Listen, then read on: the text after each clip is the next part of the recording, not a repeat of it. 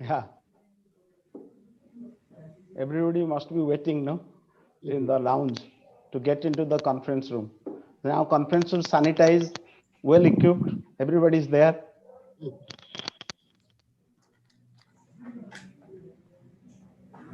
Ajay, I think video of Mr. Bisnoy picture is not coming. नहीं बिश्नोई साहब जानबूझ के रखा है आप करके अभी करेंगे बिश्नोई साहब आप हम आपको देख नहीं पा रहे मे बी हाँ ना I'm not Good afternoon, everyone. Very good afternoon. Good afternoon आपका रूम का डार्कनेस है आपका पिक्चर थोड़ा सा लाइट कहीं से नहीं light has to be in the front. Yeah, I think I have to do something. I'll just see. Okay. Yes. But nice meeting all of you here. Welcome, Thank sir. you, sir. Welcome very much.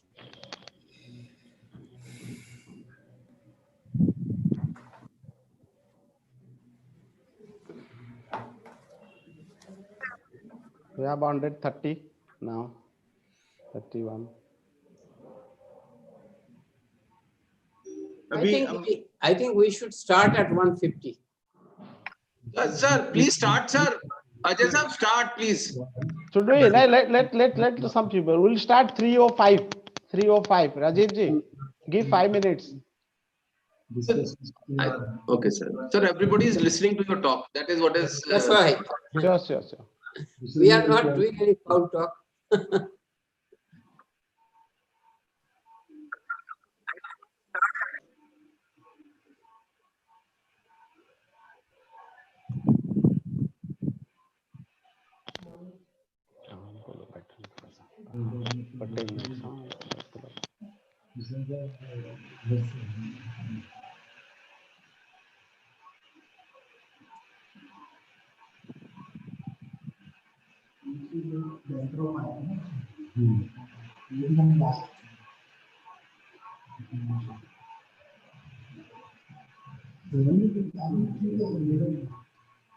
Now you see every second is passing as if we are waiting for some missile launcher. We'll see. Ajay? I think, Dr. Pradhan, Yes, sir. with 150, let us start. Okay. Participant number reaches 150 and we start. Right. People are anxious. Yeah.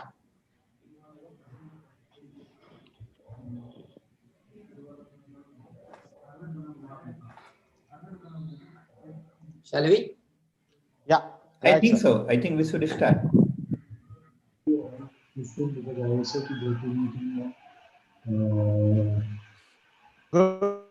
Good afternoon, everyone. Welcome to this 60-year CEAI's Diamond Jubilee webinar series. Today we have a very important topic for India and for the world, especially countries those who are having related issues with the water, and we're looking at climate change, we are looking at floods and various other aspects. So dams are very important aspects in that regard. And today we are going to really talk and listen to some of the stalwarts in this industry and on dam safety and instrumentation, how it has been working in essentially in Indian context. Today we have 4 very eminent and experienced speakers in their old domain. We have very rightly chose 4 speakers. The first speaker, Mr. Masood Hussain, who is a former chairman of Central Water Commission, which is basically a regulatory and technical advisory body for dams and dam safety organizations, which also holds Central Water Commission, also holds Central Dam Safety Organization. And it happened so, Mr. Hussein's time, the dam safety bill was, the last time was tabled in Parliament. Just after he retired, probably in July 2019, it was tabled, and 2019 August, in Lok Sabha, it was approved, a dam safety bill, which is very, very important aspect in terms of our country. And why dam safety is so important for us in India? In our first Prime Minister, Jawaharlal Nehru, when he was inaugurating, laying the foundation stone, one of the large dam, which Bhakra Nangal Dam in Punjab, he told that dams and reservoirs are temples of modern India. And why so? I'll tell you that why it is so relevant that time.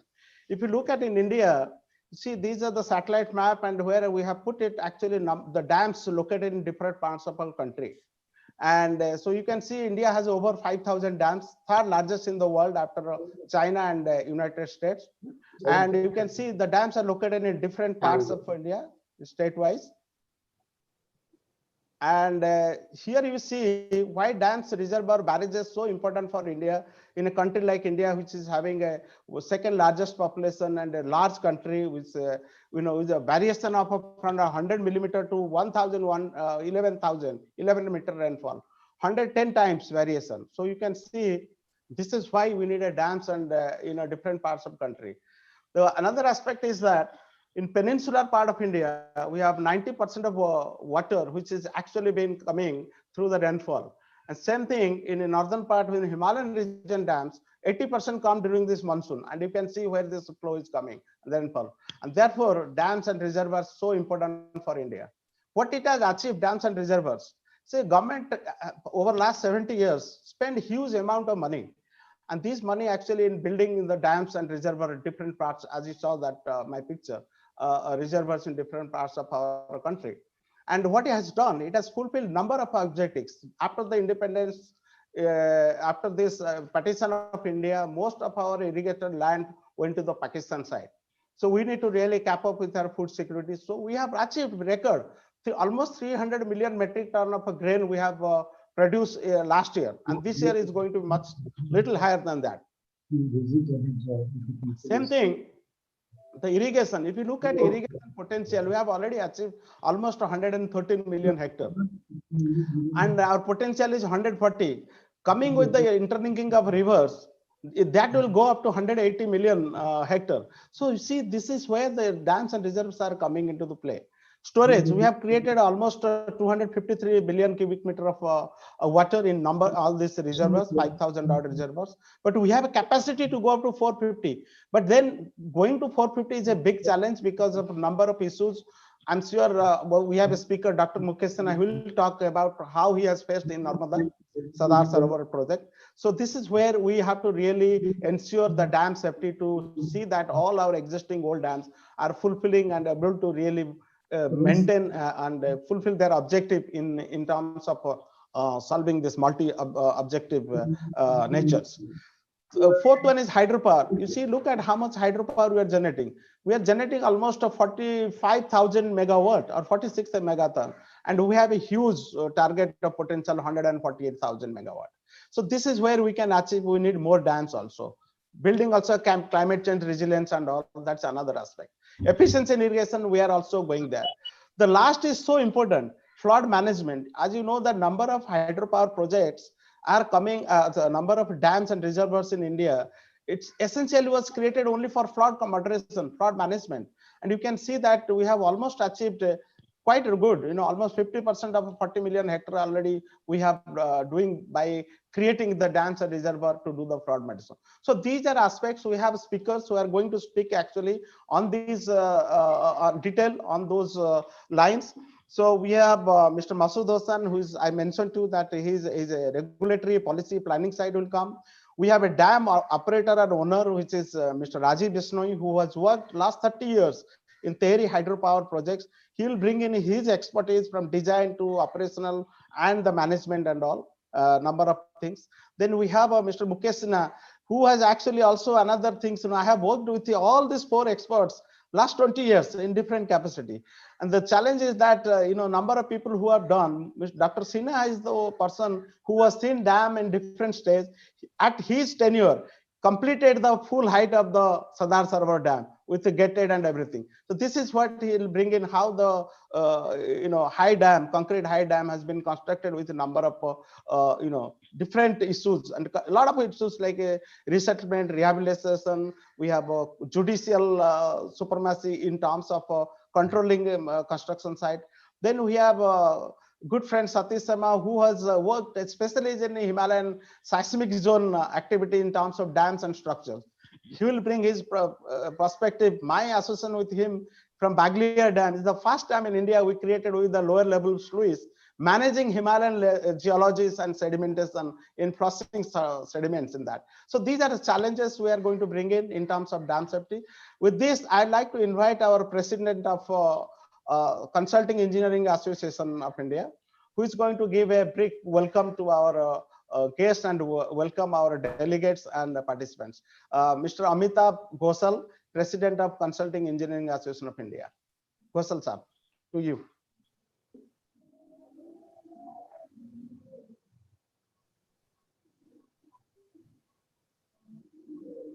Okay.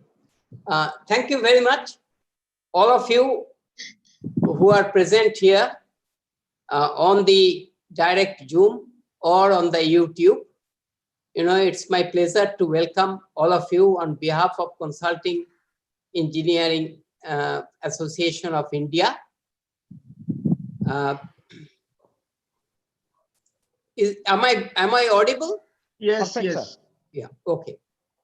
You see, Consulting Engineers Association of India is the primary body for consultants in India, and it is the member association of FIDIC. FIDIC is the international body of consultants, and we are the member association for FIDIC, and thereby represent the entire consulting fraternity. But more than that, consulting engineering is the apex of engineering knowledge in a country.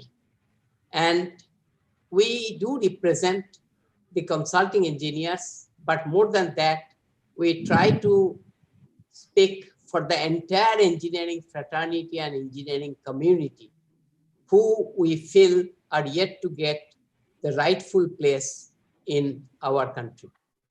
And that's why we are trying to elevate the profession of engineering and make people aware of what consultants stand for and what consultants do. We have completed 60 years. It's a landmark for a consulting engineers association. We started immediately after we got independence, a little after that. And we chose this occasion to select topics which really involve the entire population, and for that matter, the engineering profession all over the world.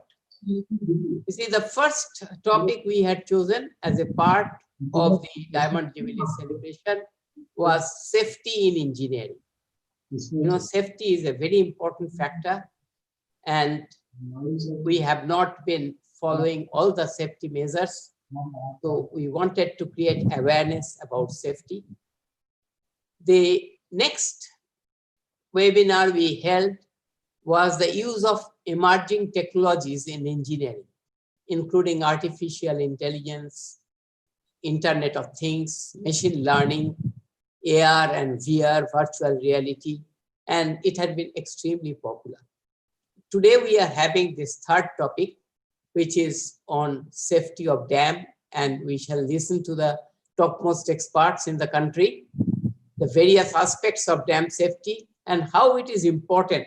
The safety of a dam is more important than safety of a bridge or a building, because when a dam is in trouble, or if a dam fails, it brings in tremendous disaster, which is more than what happens to the dam itself or its surrounding area. And therefore, it's an aspect which is often forgotten, and awareness needs to be built up. Our next webinar will be on asset management, the operation and maintenance. We are very good at building assets, but we are not so well acquainted with the operation and maintenance of our assets, and that's why we do not get the best out of our assets. We are going to have that webinar on 19th of November, and I'm sure many of you who are present today for this webinar on dam safety will find that of a good importance. The fifth webinar we'll have is digitalization in engineering, which is advancing at a rapid pace after the pandemic. And we have chosen that subject so that we all are acquainted with what is happening and what is going to happen. We have chosen these subjects, and we are having even more webinars after the 5, and we will be very happy to give your suggestions on what other topics we should cover so that we can create some awareness amongst the fraternity. Thank you very much, and I welcome the distinguished speakers. I welcome the attendees and also the people who have made it possible, our Diamond Jubilee Anniversary Committee and the sponsors who have come together to make our effort successful. Thank you very much, and I hand over to Dr. Pradhan to kindly moderate this session and see through that everything moves properly. Thank you. Thank you, Mr. Ghoshal, the President of Consulting Engineering Association of India. As he mentioned that I'm going to moderate this session. The good part is that all the 4 speakers, I know them quite well, as I mentioned to you earlier, over last 2 decades. Now, we'll go in this sequence. We'll have Mr. Masood Hussain speaking first, and then Dr. Mukesh Sinha, then Mr. Rajiv Bishnoi, and then Satish Sharma, Mr. Satish Sharma. And let me introduce very briefly Mr. Syed Masood Hussain Sir. He's a civil engineer graduate with a master's in water resource engineering, over 35 years of experiences in technical design, planning, managing, and policy intervention. He superannuated from India's Apex organized and Central Water Commission, which is under Ministry of Water Resources. Now, of course, it's Jal Shakti. And that's actually the Apex technical organization for all dams and reservoirs, which also hold the National Committee on Dam Safety. He has been a member of Dam Safety Organization of various states, panels. And as I mentioned to you, during his time, the Dam Safety Bill was tabled the last time, which has been already cleared or approved or through majority in Lok Sabha. It has to go to the upper house.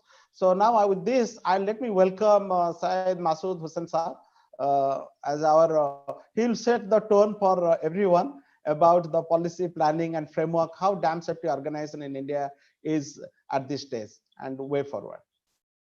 Hussain Sir, the floor is yours. Okay, thank you. Thank you. Thank you, Dr. Pradhan, and Dr. Ghoshal, President of the Consulting Engineers Association, Dr. Ajay Pradhan, who is the Vice President and the moderator of this session, eminent speakers which are going to follow, distinguished participants and guests in today's session. A very good afternoon to all of you. First, I would like to congratulate the organizers. Am I audible? Perfect, sir. Perfect. Yeah. I would like to congratulate the organizers, the Consulting Engineers Association of India, for organizing this webinar on a very important subject of dam safety. And I would like to thank them for inviting me to make a small presentation on the dam safety. My presentation would be on dam safety in India, status and issues.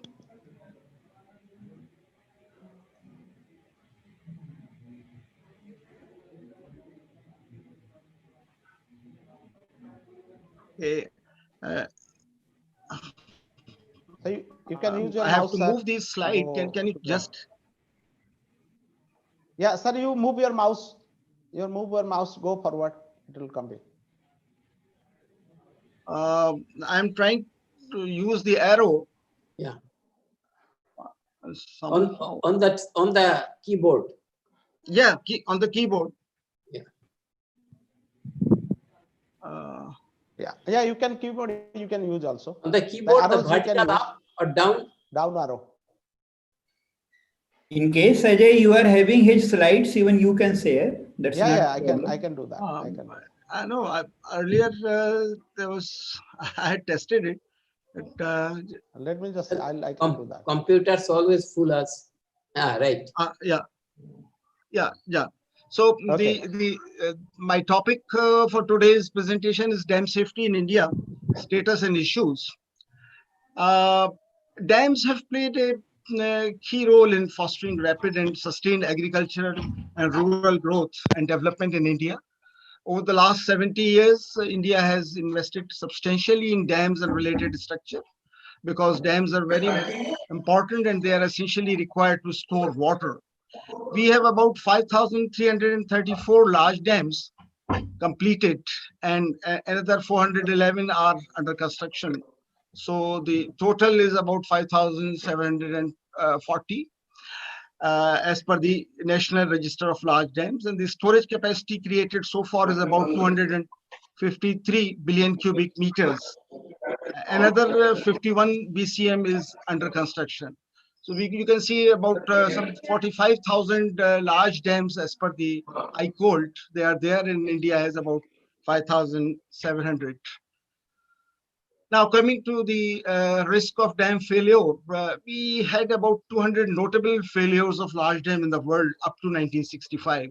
We may keep this in mind that earlier our investigations and our design practices were not as developed as now. So earlier the failures were more. Globally, about 2.2% of the dam built before 1950 have failed, while the failure rate dams built after 1951 has come down to about 0.5%. India too had its share of the dam failures. However, the performance of Indian dams basically is mirroring the international trend. It is not something very drastically different. The first failure recorded in India is in 1917. And the worst dam disaster which happened in 1979 was in case of Machu Dam in Gujarat, where about 2,000 people died and a lot of devastation happened. So far, about 36 dam failure cases have been reported in the country. We can see in this graphic that about 44% of the failures are happening due to the breaching failure due to flooding. 44%, and then about 25% due to overtopping due to the inadequate spillway capacity. Then about 14% due to piping and bad workmanship and other related issues. And then due to other reasons, the remaining 17%. And if you just see on the right side, this year-wise dam failure. So between 1951 and 70, about 17 failures have taken place. And the other numbers are quite less, except between 2001 and 2010. So just to indicate, and then if we see state-wise distribution of these failures, आप link में देख लो ना मैंने अब आपको so you can see that the maximum failures have taken place in Madhya Pradesh and Rajasthan, followed by Gujarat. However, these figures are not representative of the dam safety status of these states. Then we have the dam failures type and causes. If you just see, out of the 36 failures which have been reported, 30 are in cases of earth dams, and the remaining 3 in case of composite dams and 3 in case of masonry dams. So you can see about 83% of failure of dams has taken place in case of earthen dams. However, we can't say that the large percentage necessarily represents you can say the vulnerability. And no failure recorded in case of concrete dam may not emphasize its safety aspects.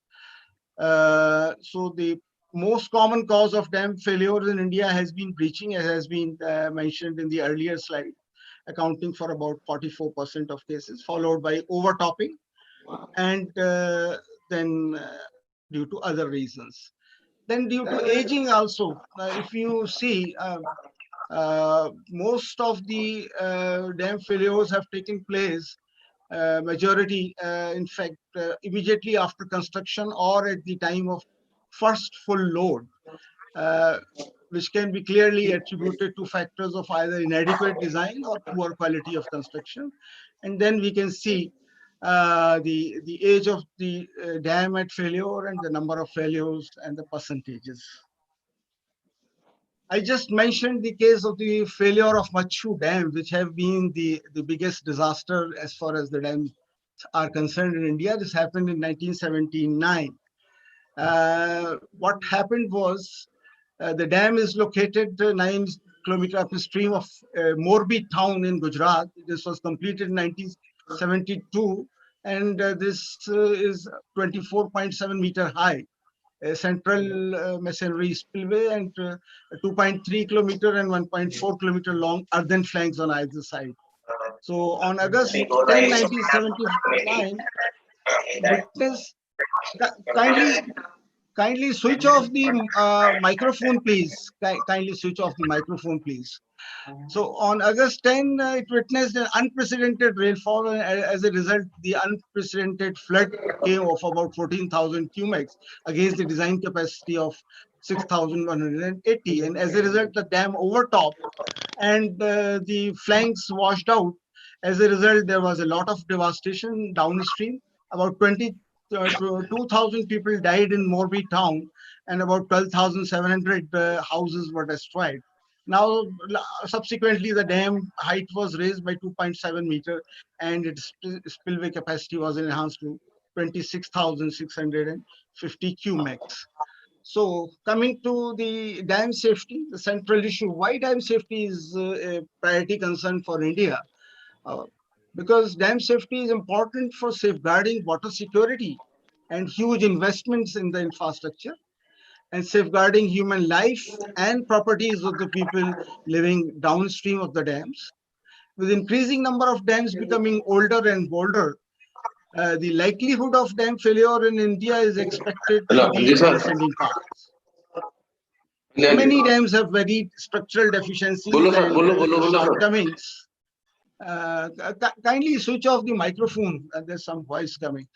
And monitoring facilities, why few do not meet the present design standards, because sometimes the dams constructed and designed in 1950s, they had both deficiencies regarding the investigation, the designs, as well as the construction. Some of these dams do not meet the present design standard, both structurally and hydrologically.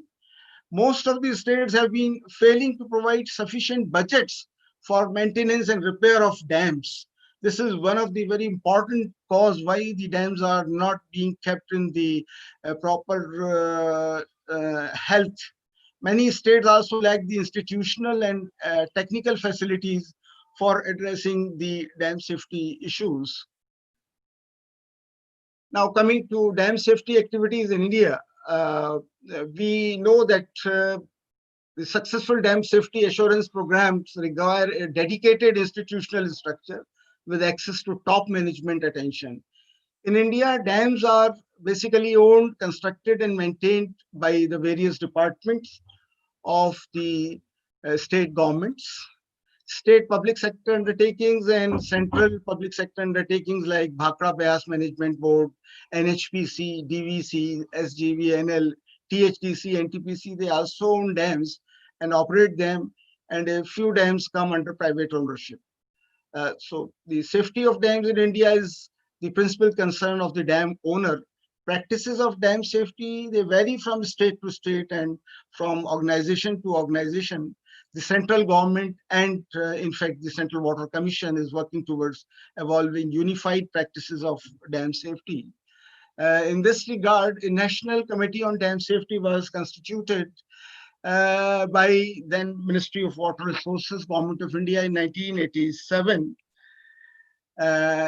This committee is chaired by the Chairman, Central Water Commission, which is the apex organization in the field of water resources in the Ministry of Water Resources, and all the states which have significant number of large dams and other dam owning agencies and organizations, they are member of them, of that committee.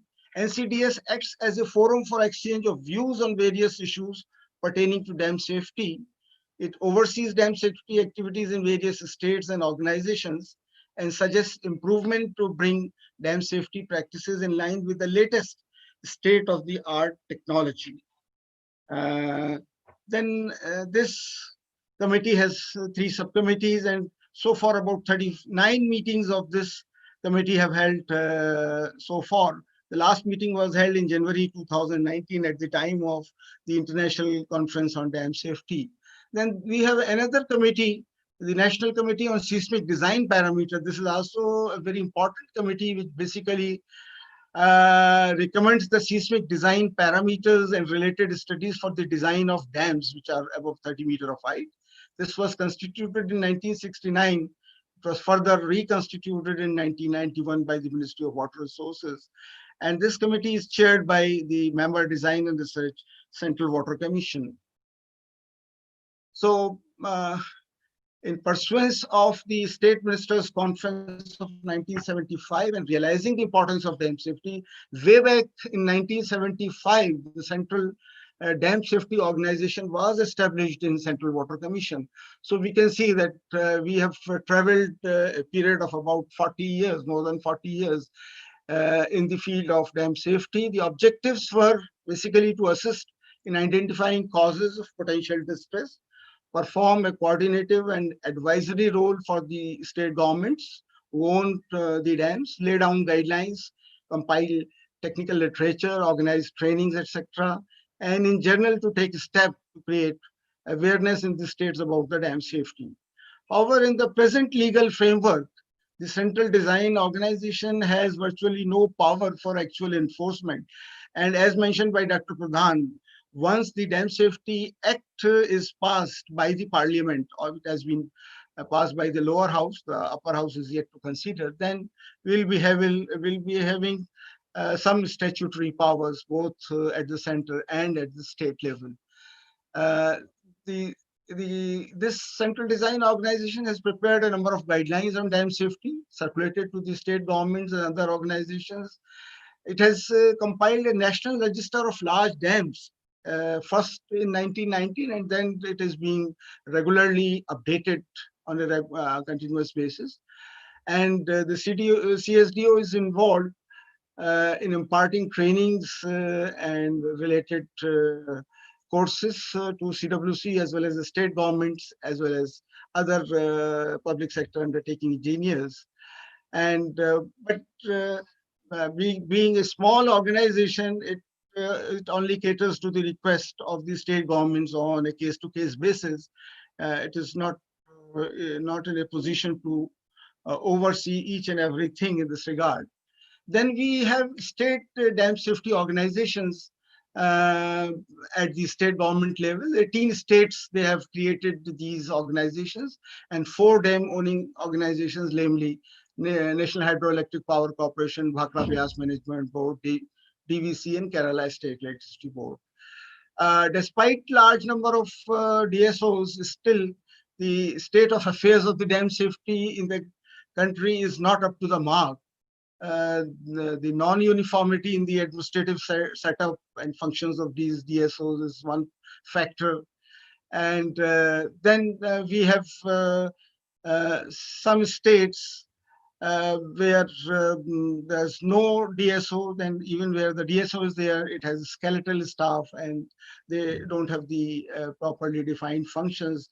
In majority of the cases, the role of DSO is restricted to advisory capacity with little scope for proactive intervention in dam safety and rehabilitation measures. Now coming to the protocols and the safety inspections, routine periodic inspections are required to be carried out by the state dam safety organizations twice each year, one before the pre-monsoon and one after the monsoon. Examination of general health of dam and pertinent works is carried out. Then preparedness of dam and hydromechanical structures for handling expected floods. These are taken care. And then once in every 10 years, comprehensive dam safety evaluation is carried out, and this is a more comprehensive inspection which involves a comprehensive examination by a multidisciplinary team. Notably, this is called the Dam Safety Review Panel in most of the states. And this panel may order additional field and laboratory investigations as well as other designs and studies for assessing the dam safety. Now, coming to the Dam Safety Review Panel, as I just mentioned, a number of states have constituted these Dam Safety Review Panels. These are the states and some of the organizations. But still some of the state governments are yet to constitute these dam safety review panels. So there is a need for greater efforts in the structural as well as the hydrological safety of old dams. This needs to be assessed in line with the present dam safety practices and standards. The owners of dam need to be properly equipped, both in terms of expertise and analytical tools. And improvement, upgradation of technical knowledge base on a regular basis is required so as to be aligned with the global practices and techniques. Now, some of the important dam safety issues, some of these have already come under discussion in the previous slides, that there are many deficiencies due to lack of proper and regular maintenance of dams. Even the minimum required budget is not available to the state government engineers for the upkeep and proper maintenance of the dam. Then there have been insufficient project investigations, especially lack of investigations in foundation, which has been the cause of dam distress and dam failures.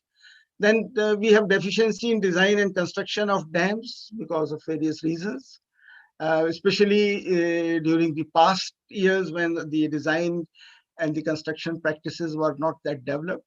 Then we have lack of monitoring of dam behavior due to insufficient or no instrumentation. We see that sometimes the instrumentation is not being given sufficient attention.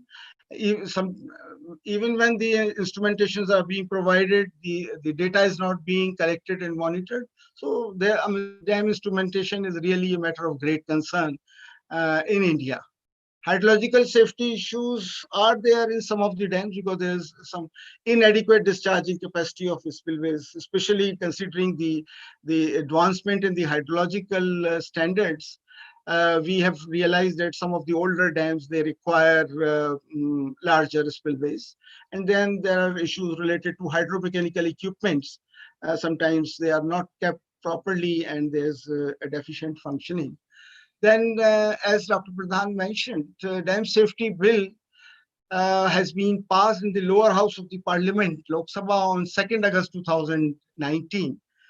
And now this is to be considered by the upper house. We hope that this will be considered by Rajya Sabha and passed so that this will be a landmark achievement in the field of dam safety.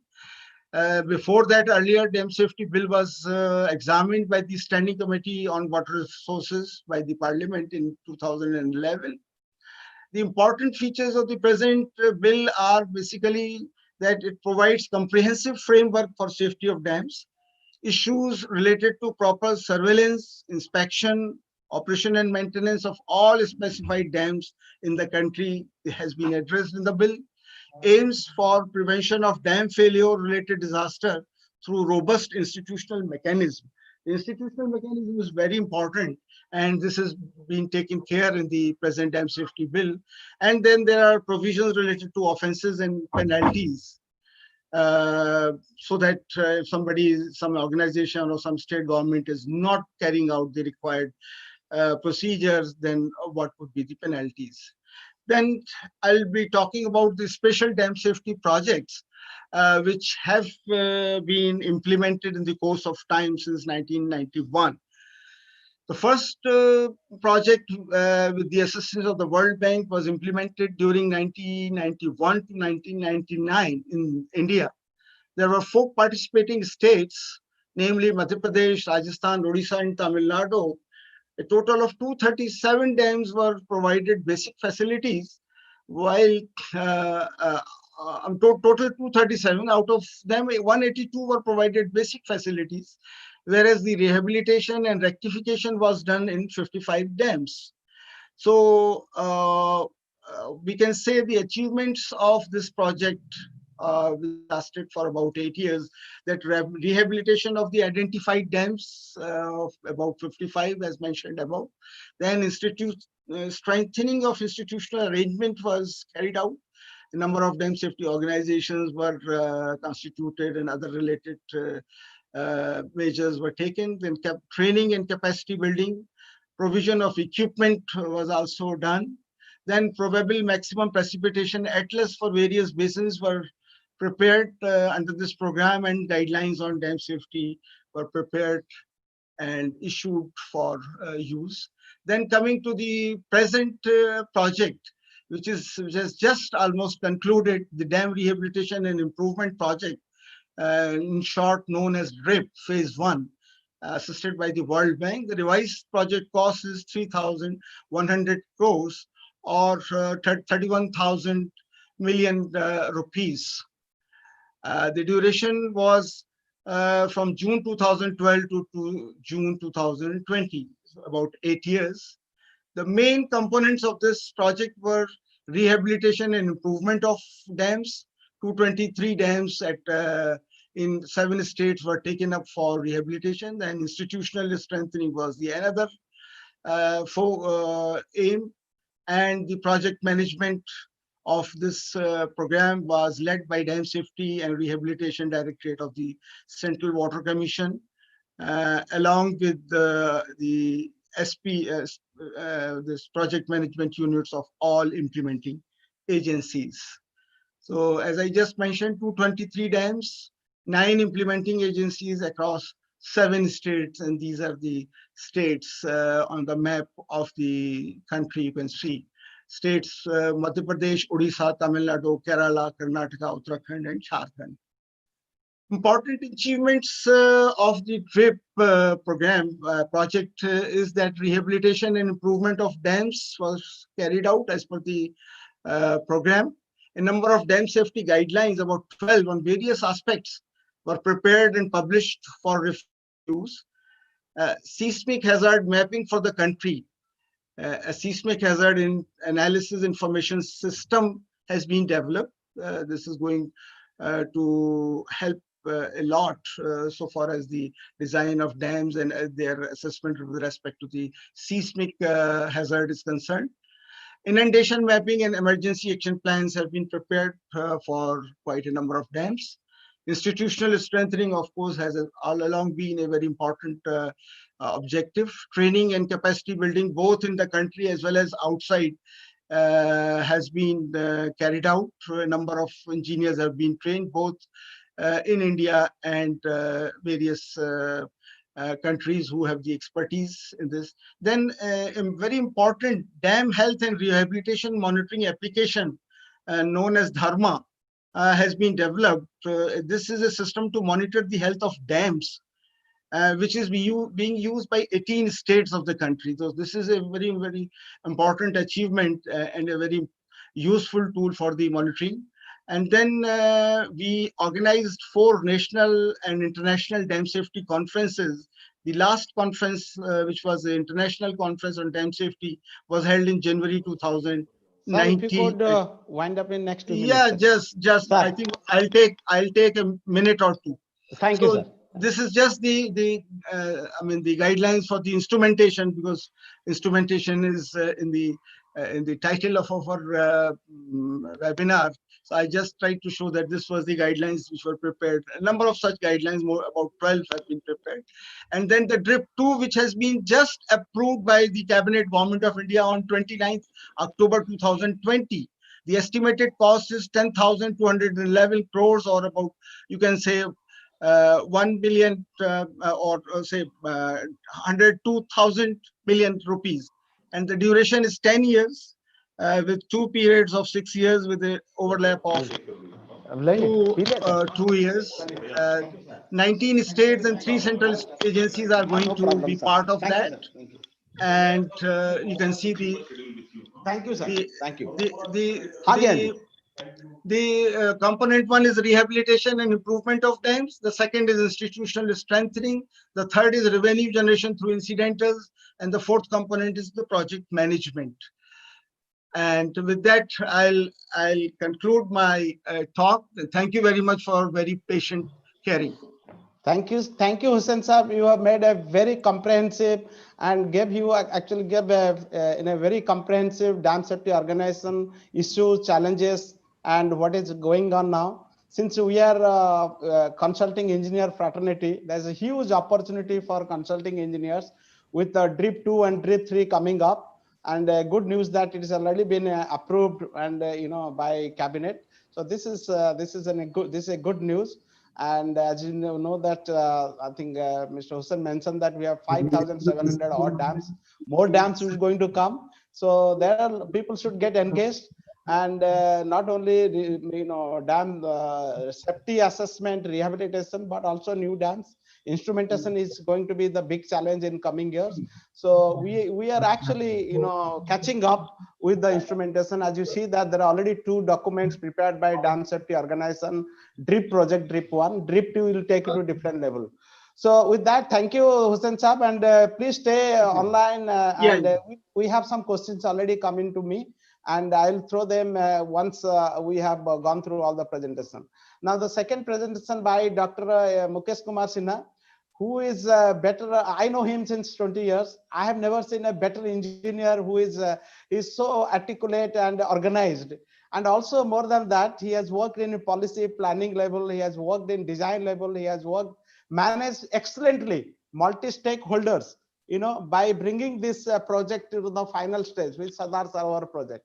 I think Dr. Sinha has worked in many capacity with this Narmada Control Authority, which is a river basin. You can say that is a river basin authority of India.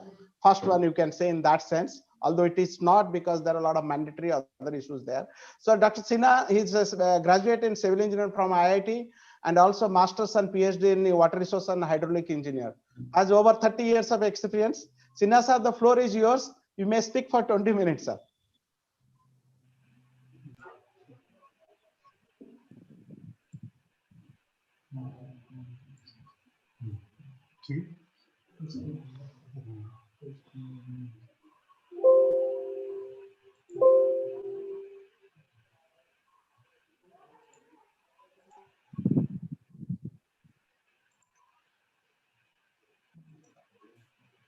Very good afternoon.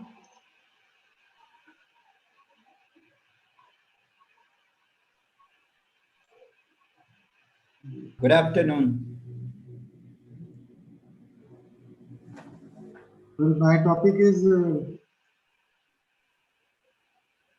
experiences of interstate river valley projects from dam safety and instrumentation perspective, a case of multi-stakeholder operations and management.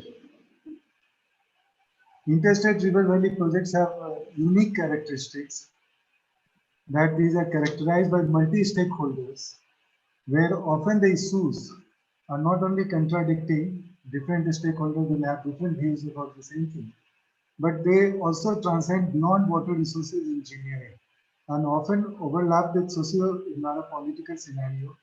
And interstate project managers have to manage and synergize the water resources engineering aspect with the socio-environmental political aspects also.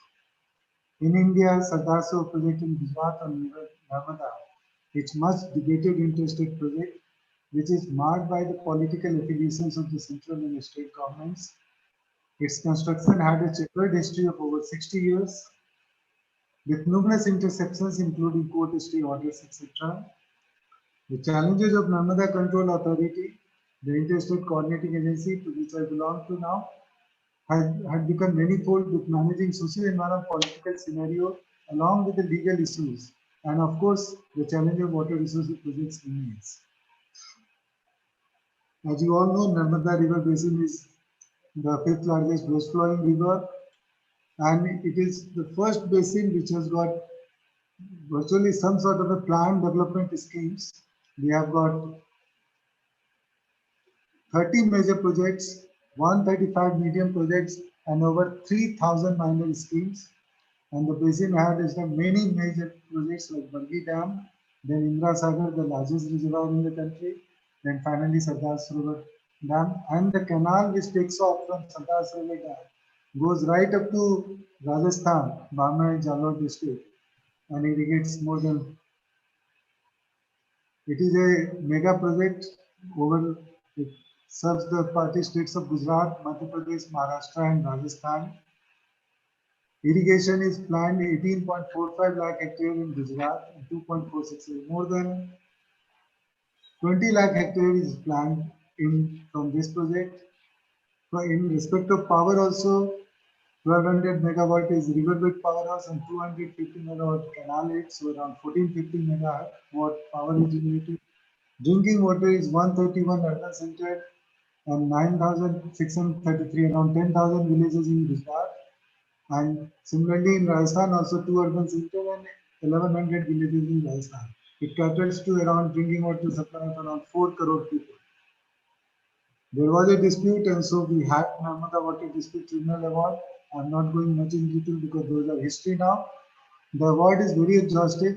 It gives the salient features of Sardasur project, allocation of water and power, and regulation of Sardasur reservoir, and as well as apportionment of cost. But the challenges of interstate issues remains. As I have said, this project had 60 years of construction and a checkered history of construction. The foundation stone was laid on 5th April 61 by then Prime Minister Pandit Jawaharlal Nehru. It went on in the beginning, 10 years was used in preparing of the DPR and getting environment clearance and of the project and taking off. And the moment it started working in 95, we got this Supreme Court stay order on that. Then after that, 4 years it took to clear that thing, and then the Narmada Control Authority was given the mandate to allow further raising of the dam. So in 99, it went up to 85, then in 1995, and 100. So virtually at every stage there was a problem, and we had so many horizontal joints and vertical joints in the construction, and that gives a very challenging task as far as the dam safety is concerned. But finally, we achieved lowering of the dam, final raising in June 2017, and September 2017 it was inaugurated by Honorable Prime Minister, and then filling of reservoir was achieved in last year in September 2019.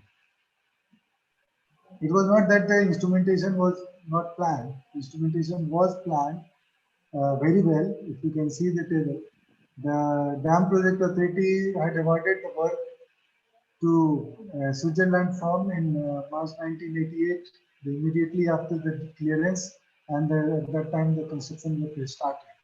But as I have said, when the work started, then in 95 there was a stay order. So even though the planning was done, but virtually no instrument could be properly installed. Out of 379 instruments which were planned in different blocks, overflow as well as non-overflow blocks, no instrument could be properly installed. The leads were left on the floor, no junction blocks was there.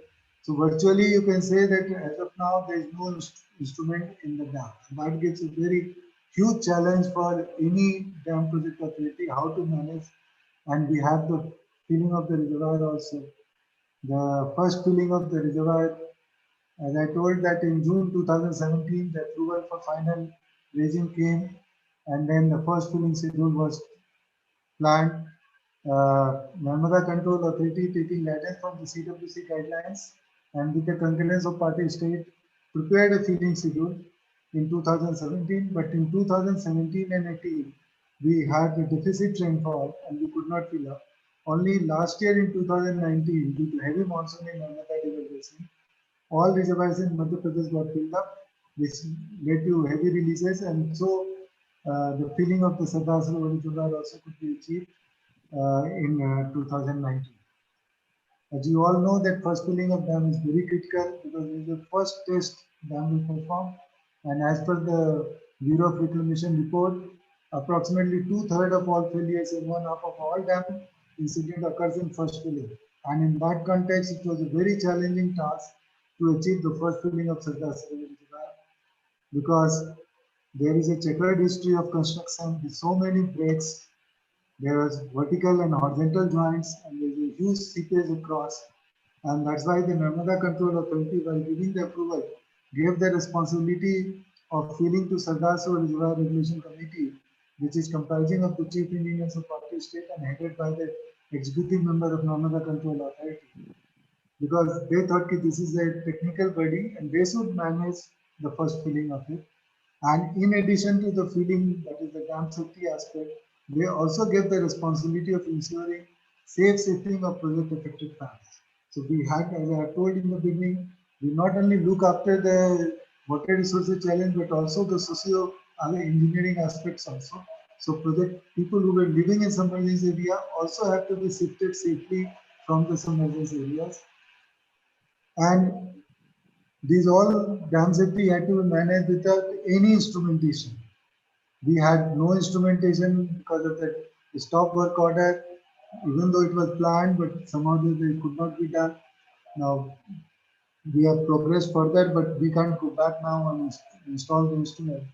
So we thought that finally two major measurements should be carried out. One is the dam deflection, another is seepage measurements. So out of so many stress, strain and other things which need to be measured, we thought these two measurements are very critical and should be done. National Institute for Rock Mechanics were engaged to measure deflection measurements. 23 points were identified, 16 on overflow and 7 on non-overflow section, which were established. And at 142 meter, the measurement studs were installed to monitor the deflection measurement. And these measurements were measured with relative to dam deflection at 122. 122 is spillway body, so it's virtually the entire gates and the pillars, their deflection were seen because majority of the load comes at that point. And seeper measurement in galleries were also arranged. Since the responsibility was given not only the dam safety but also the safe safety, so we worked in Bhaskar Institute of Remote Sensing Institute in Gandhinagar to prepare a digital map of Narmada River Basin to identify areas of submergence. And with the help of Party State, we prepared a digital map of Narmada River Basin. And there, through simulation, we could work out that which area would get inundated when, at what water level, and how the evacuation and shifting could be planned. And so that the state governments can be advised to plan shifting of PFs, and the executive member were coordinating these things with different party state, not only at the level of the state government, but also at the working level like district collector, subdivisional magistrate, and also the rehabilitation officer. Apart from them, because we had no instrument to have any feedback on the dam behavior, we requested Central Water Commission, and Central Water Commission was very kind enough to depute a team of CWC engineers. We had Chief Engineer Design SK Sibal, Chief Engineer Dam Safety visiting the dam, along with the CWPR scientist. They were deputed for dam safety inspection and guiding the state engineers. Then they saw all the measurements and monitored the dam performance with gradual filling of the reservoir and advised the state government to go gradual in a controlled filling of the reservoir. Heavy seepage was observed and they were continuously mobbed. There in some places the seeds and jets of water were seen coming out. So this was really a challenging task with no major instrumentation, and only the crude most important dam deflection and seepage measurement, the first filling was achieved, along with the shifting of 16,000 project affected families with the filling and no end-to-end. Now, at one time when I look back, this looks like a miracle that how without any instrument this could be done. But this has been done, and thanks goes to the beauty of the institutional setup of Narmada Control Authority, which I am just bringing out. That based on this thing, I feel that robust institutional mechanism is the key to it. That even if we don't have, I'm not suggesting we should not have instrumentation, but if you don't have this thing, the institutional mechanism have to be very strengthened. Luckily, we have in the Narmada Control Authority very robust institutional mechanism. We have environment subgroup headed by Union Secretary of the Ministry of Environment and Forest to oversee environment safeguard measures. We have resettlement and rehabilitation subgroup headed by Union Secretary of the Ministry of Social Justice and Empowerment to oversee resettlement and rehabilitation activities. And then we have grievance redressal authorities headed by retired High Court and District Court judges to address grievances of PH. So we try to sort out the multi-level issues into different compartments, like environment can be taken care by environment subgroup, R&R issues can be taken care by R&R issues, judicial issues are there, as I said, stop work order and other things are there. So we had the GRA. So by this, dividing the issues into different sectors, domain, and then keeping the institutional mechanism for that. And Nirmada Control Authority, high-level interstate administrative body, with high-ranking bureaucrats. In fact, we have 5 union secretaries as members of the Nirmada Control Authority and 8 eminent engineers from the different party state governments and from the center. So with this mechanism, all this could be achieved. The coordination is the key to it, and Nirmada Control Authority has really played a very big role in the strong coordination, which is very key to interstate any projects. It has, as I have told, that it has got very high-level bureaucrats, 5 union secretaries and 4 chief secretaries and 8 technocrats, and we have a subject matter experts also, like in the civil engineering power also, and environment and rehabilitation also. And the executive member as the head of the Nirmada Control Authority is ensuring coordination not only within NCA at different means, but also with different party states at different levels. You don't have to interact only at the chief secretary, but you have to come down to district collector, because actually functioning on the ground level is district collector, rehabilitation officer and subdivision magistrate. You have to manage, and then with the even at the political level, because many of the affiliations decisions are governed by the political level also. So you have to keep the opposition parties also into confidence, so that not much issues are raised at the national level, and finally you can achieve the filling of the reservoir. So with these things, now of course recently you must have seen our Prime Minister has gone to Kevadia, has inaugurated 17 projects. So the project was completed and Kevadia has been developed, and all these things have been done, by ensuring the dam safety. No untoward incident has occurred during filling last year also, and this year also the full reservoir level has been achieved, but nothing untoward has come up. The people have been also sifted, so all these things have been achieved. The key is that if we have the robust mechanism and strong coordination, we can achieve these things. Thank you. Thank you, Sinha Saab. Thank you. You made an excellent presentation, and your leadership and your excellent coordination and collaboration with all 4 different states in taking forward and ensuring the project. Although it is 6, as you mentioned, that 60 years it took.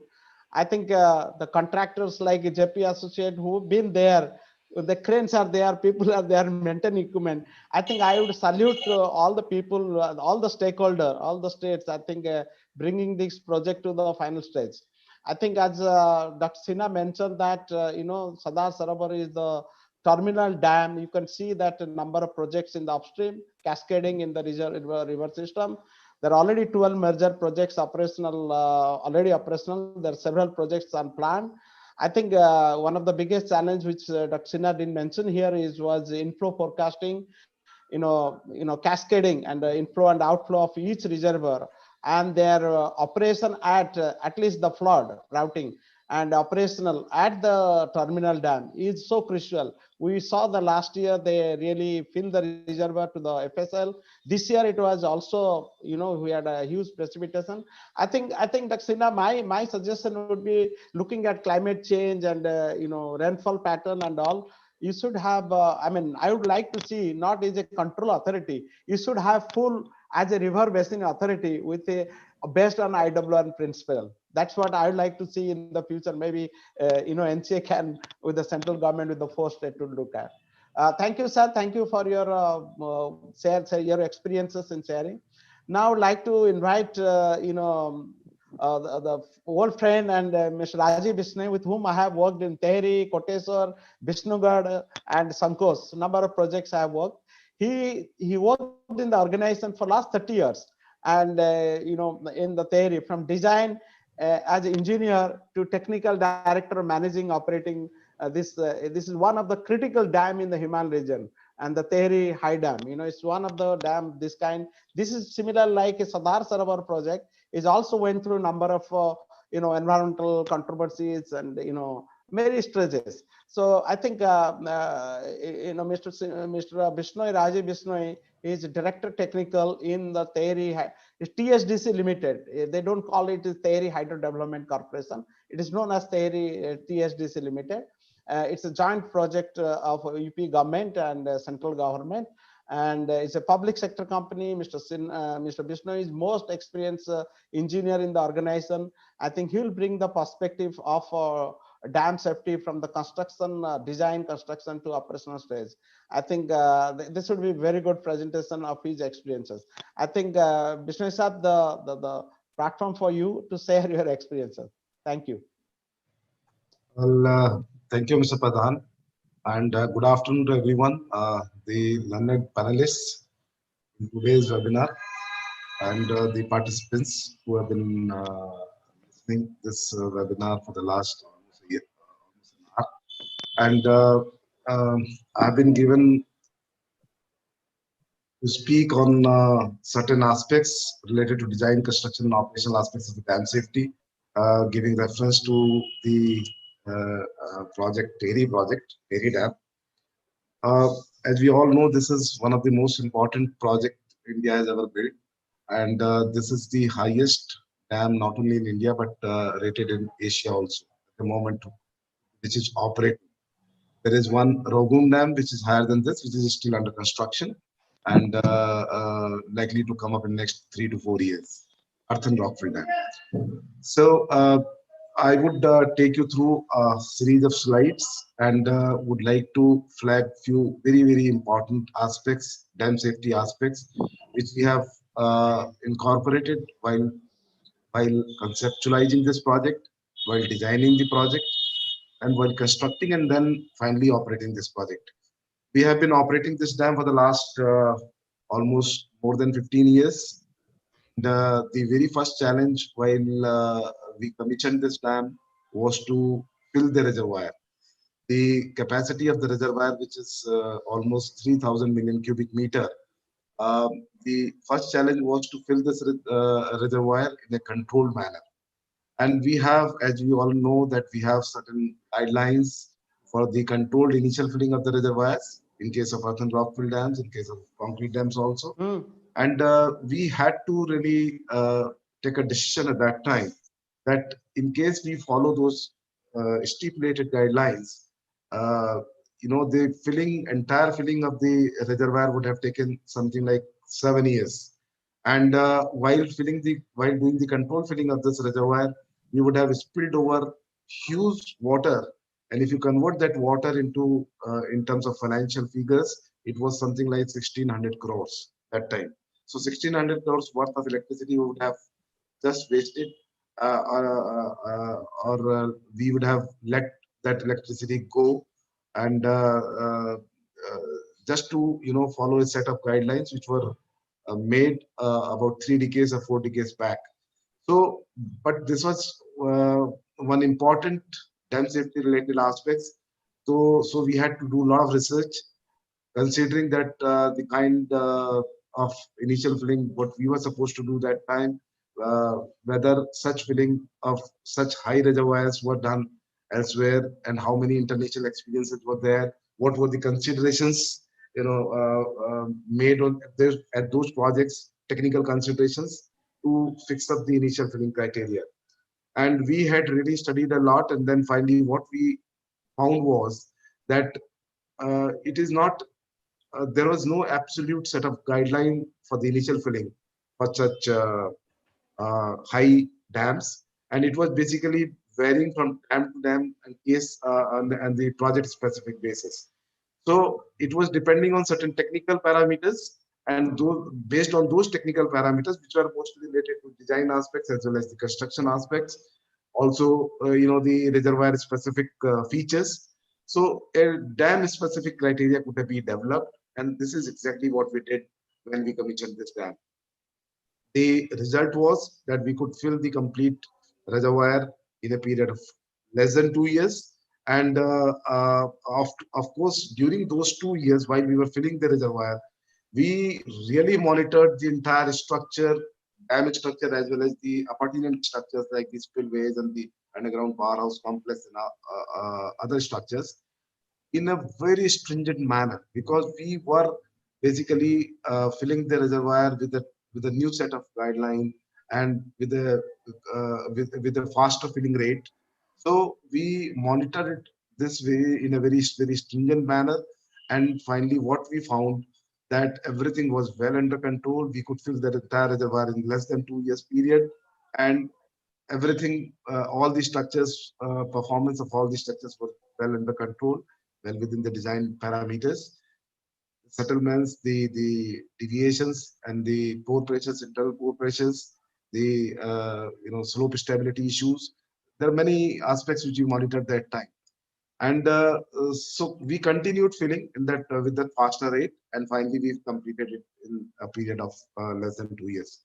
What I'm trying to say here is that though dam safety aspects everywhere is very important to follow, but we cannot follow any set of guidelines or something blindly. We have to have an understanding, a clear understanding of our structure, the structure which we have built, we have designed, and we have conceptualized. We have to understand the strengths of our dam, the strong parameters what we have incorporated while designing, the safety features what we have taken during construction, as well as there are certain technical safety features, design safety features. So based on the strength of all these parameters and the issues, we can have some kind of decision making which can uh, uh, add value to the commercial aspects of the structure. Now coming to the dam safety aspects, let me tell you, because this is one of the largest dam here in India. Uh, the dam failure is something which we were always, all the time, very conscious of, and hence we always made an assessment of the adverse consequences in case the dam break happens. Of course, the dam break of an earthen rockfill structure, it doesn't happen all of a sudden. There is a breach which gets developed first. Before that also there are signals, there are seepage paths which get developed. Then the breach gets widened, and then finally, it leads to the dam break. So we have modeled the complete process, not once, but 3 times on 3 different software platforms. We try to apply the stringent set of design loads on those models, and then finally we try to understand the consequences in case the dam breaks. So these risks we have estimated well.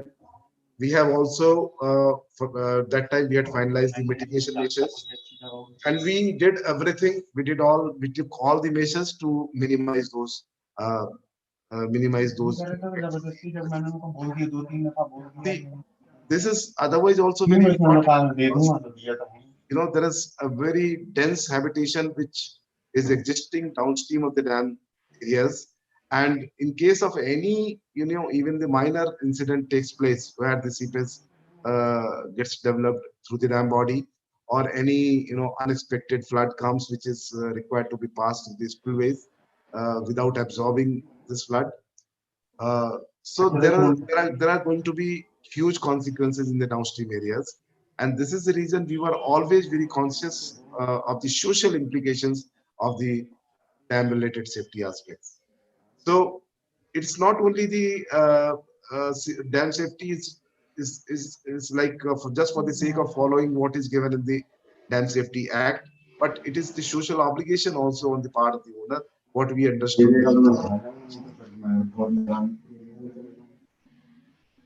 As we all know that any risk, whether it is dam safety risk or any risk, is basically the product of the probability and the severity.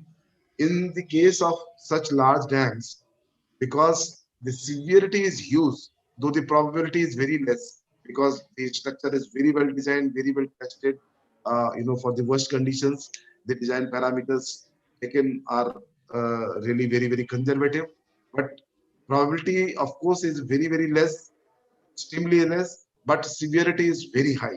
So if you multiply these two, or the probability multiplied with the severity, the risk is of course very high.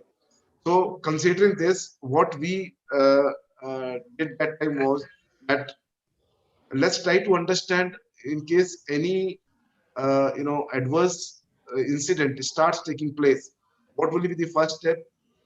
And before that, will there be any indication available to us with the help of the instrumentation or the network of instruments, what we have placed in the entire structure? Then how it can be controlled during the development stage? Then in case it happens at all and it is uncontrollable, what could be the emergency safety measures which can be taken with the help of the administration so that there is no loss of life and property there in the downstream areas. So these are all things which we try to put on paper in a very crystal clear manner and in the form of a mechanism, well laid out mechanism, which was shared beautifully with the district administration also. And we understand that that the unknowns, in case when we are planning such a huge structure, there are unknowns which get ignored because the very fact that they are unknowns.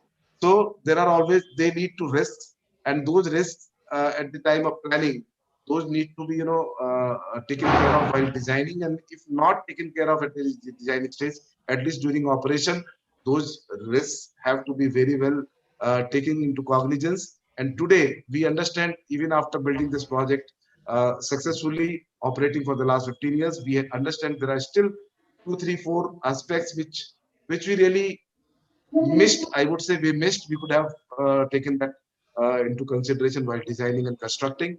But then there is no option left with us at the moment except to have a very well mitigation plan, very well laid down means mitigation plans against those against those aspects which we have missed, and then trying to understand the behavior of the structures with the help of the detailed instrumentation network.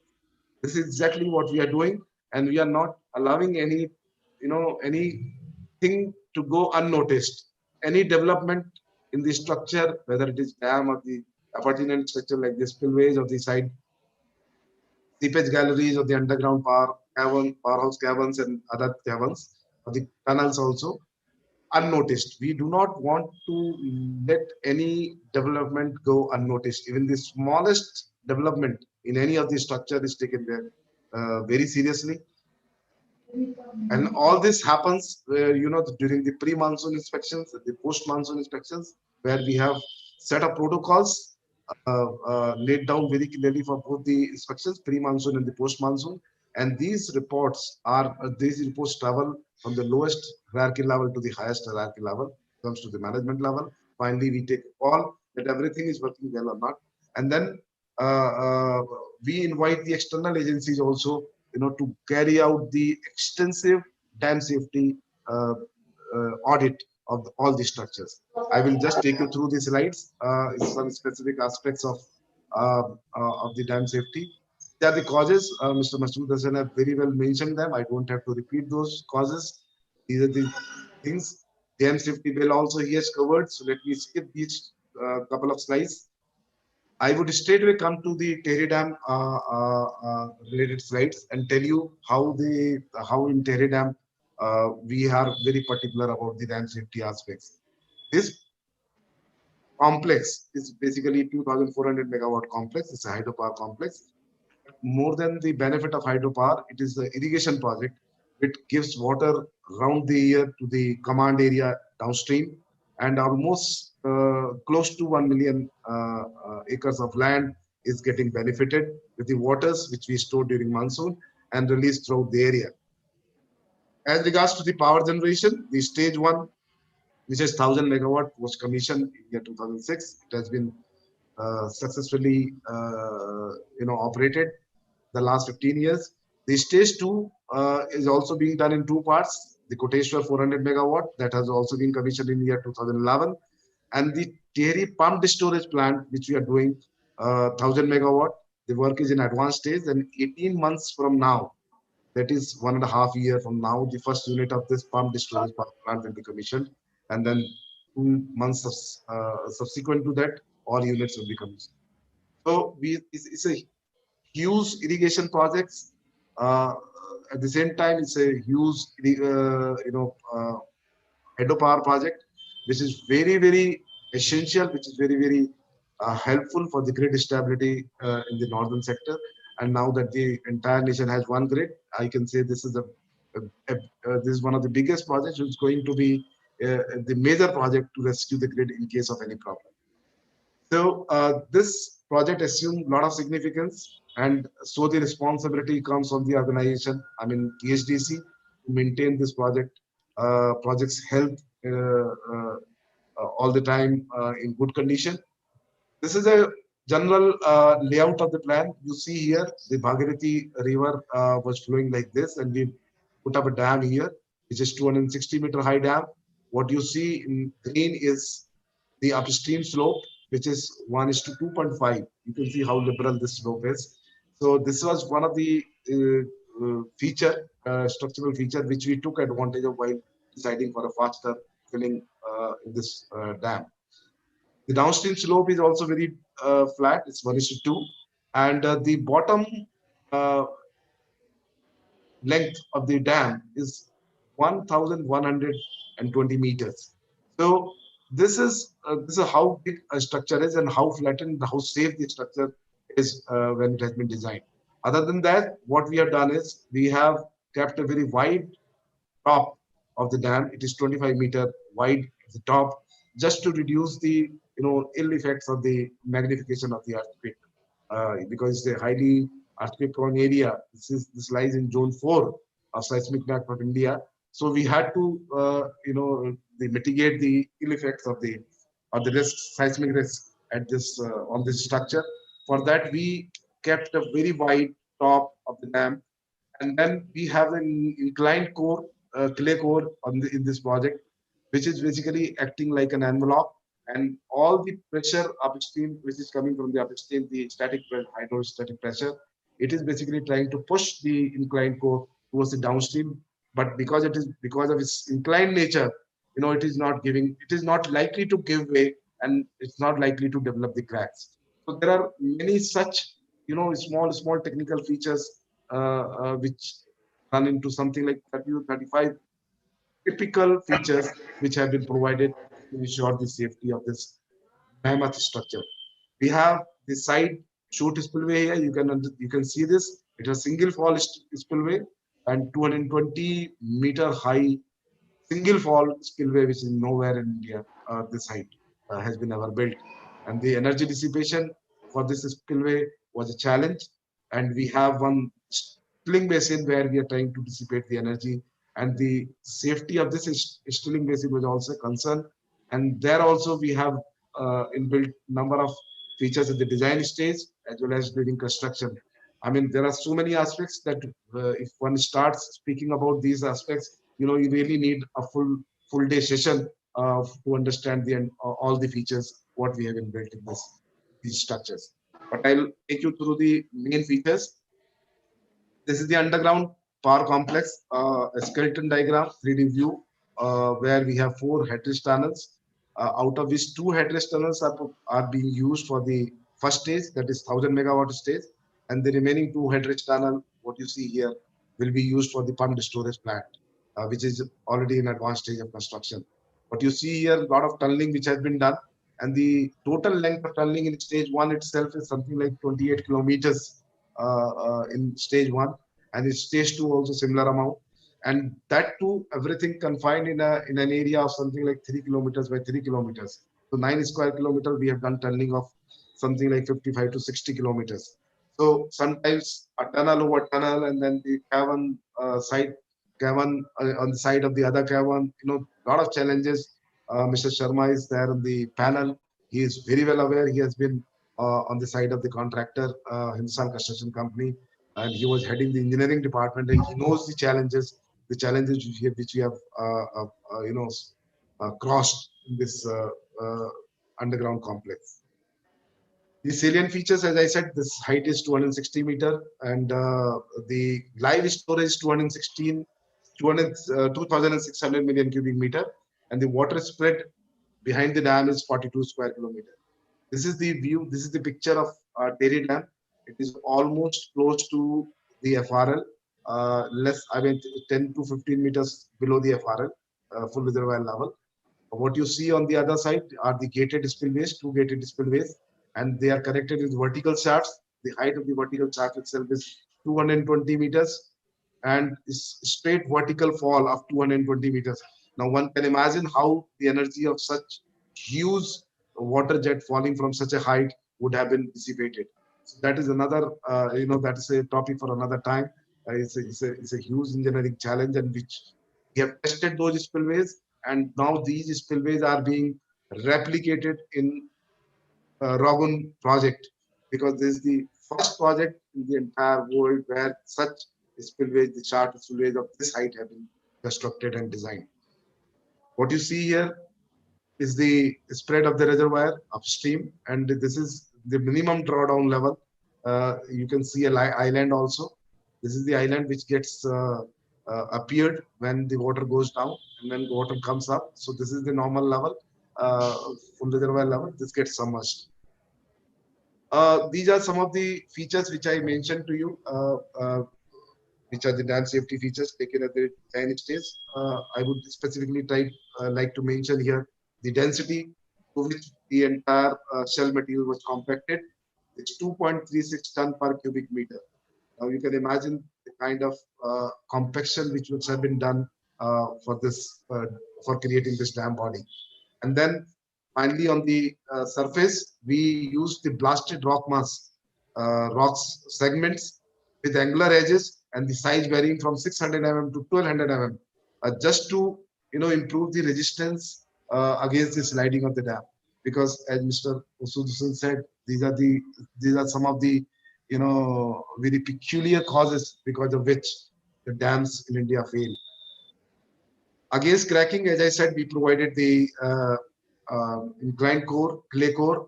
Other than that, we put a fine filter layer before the clay core, and there is another downstream filter after the clay core.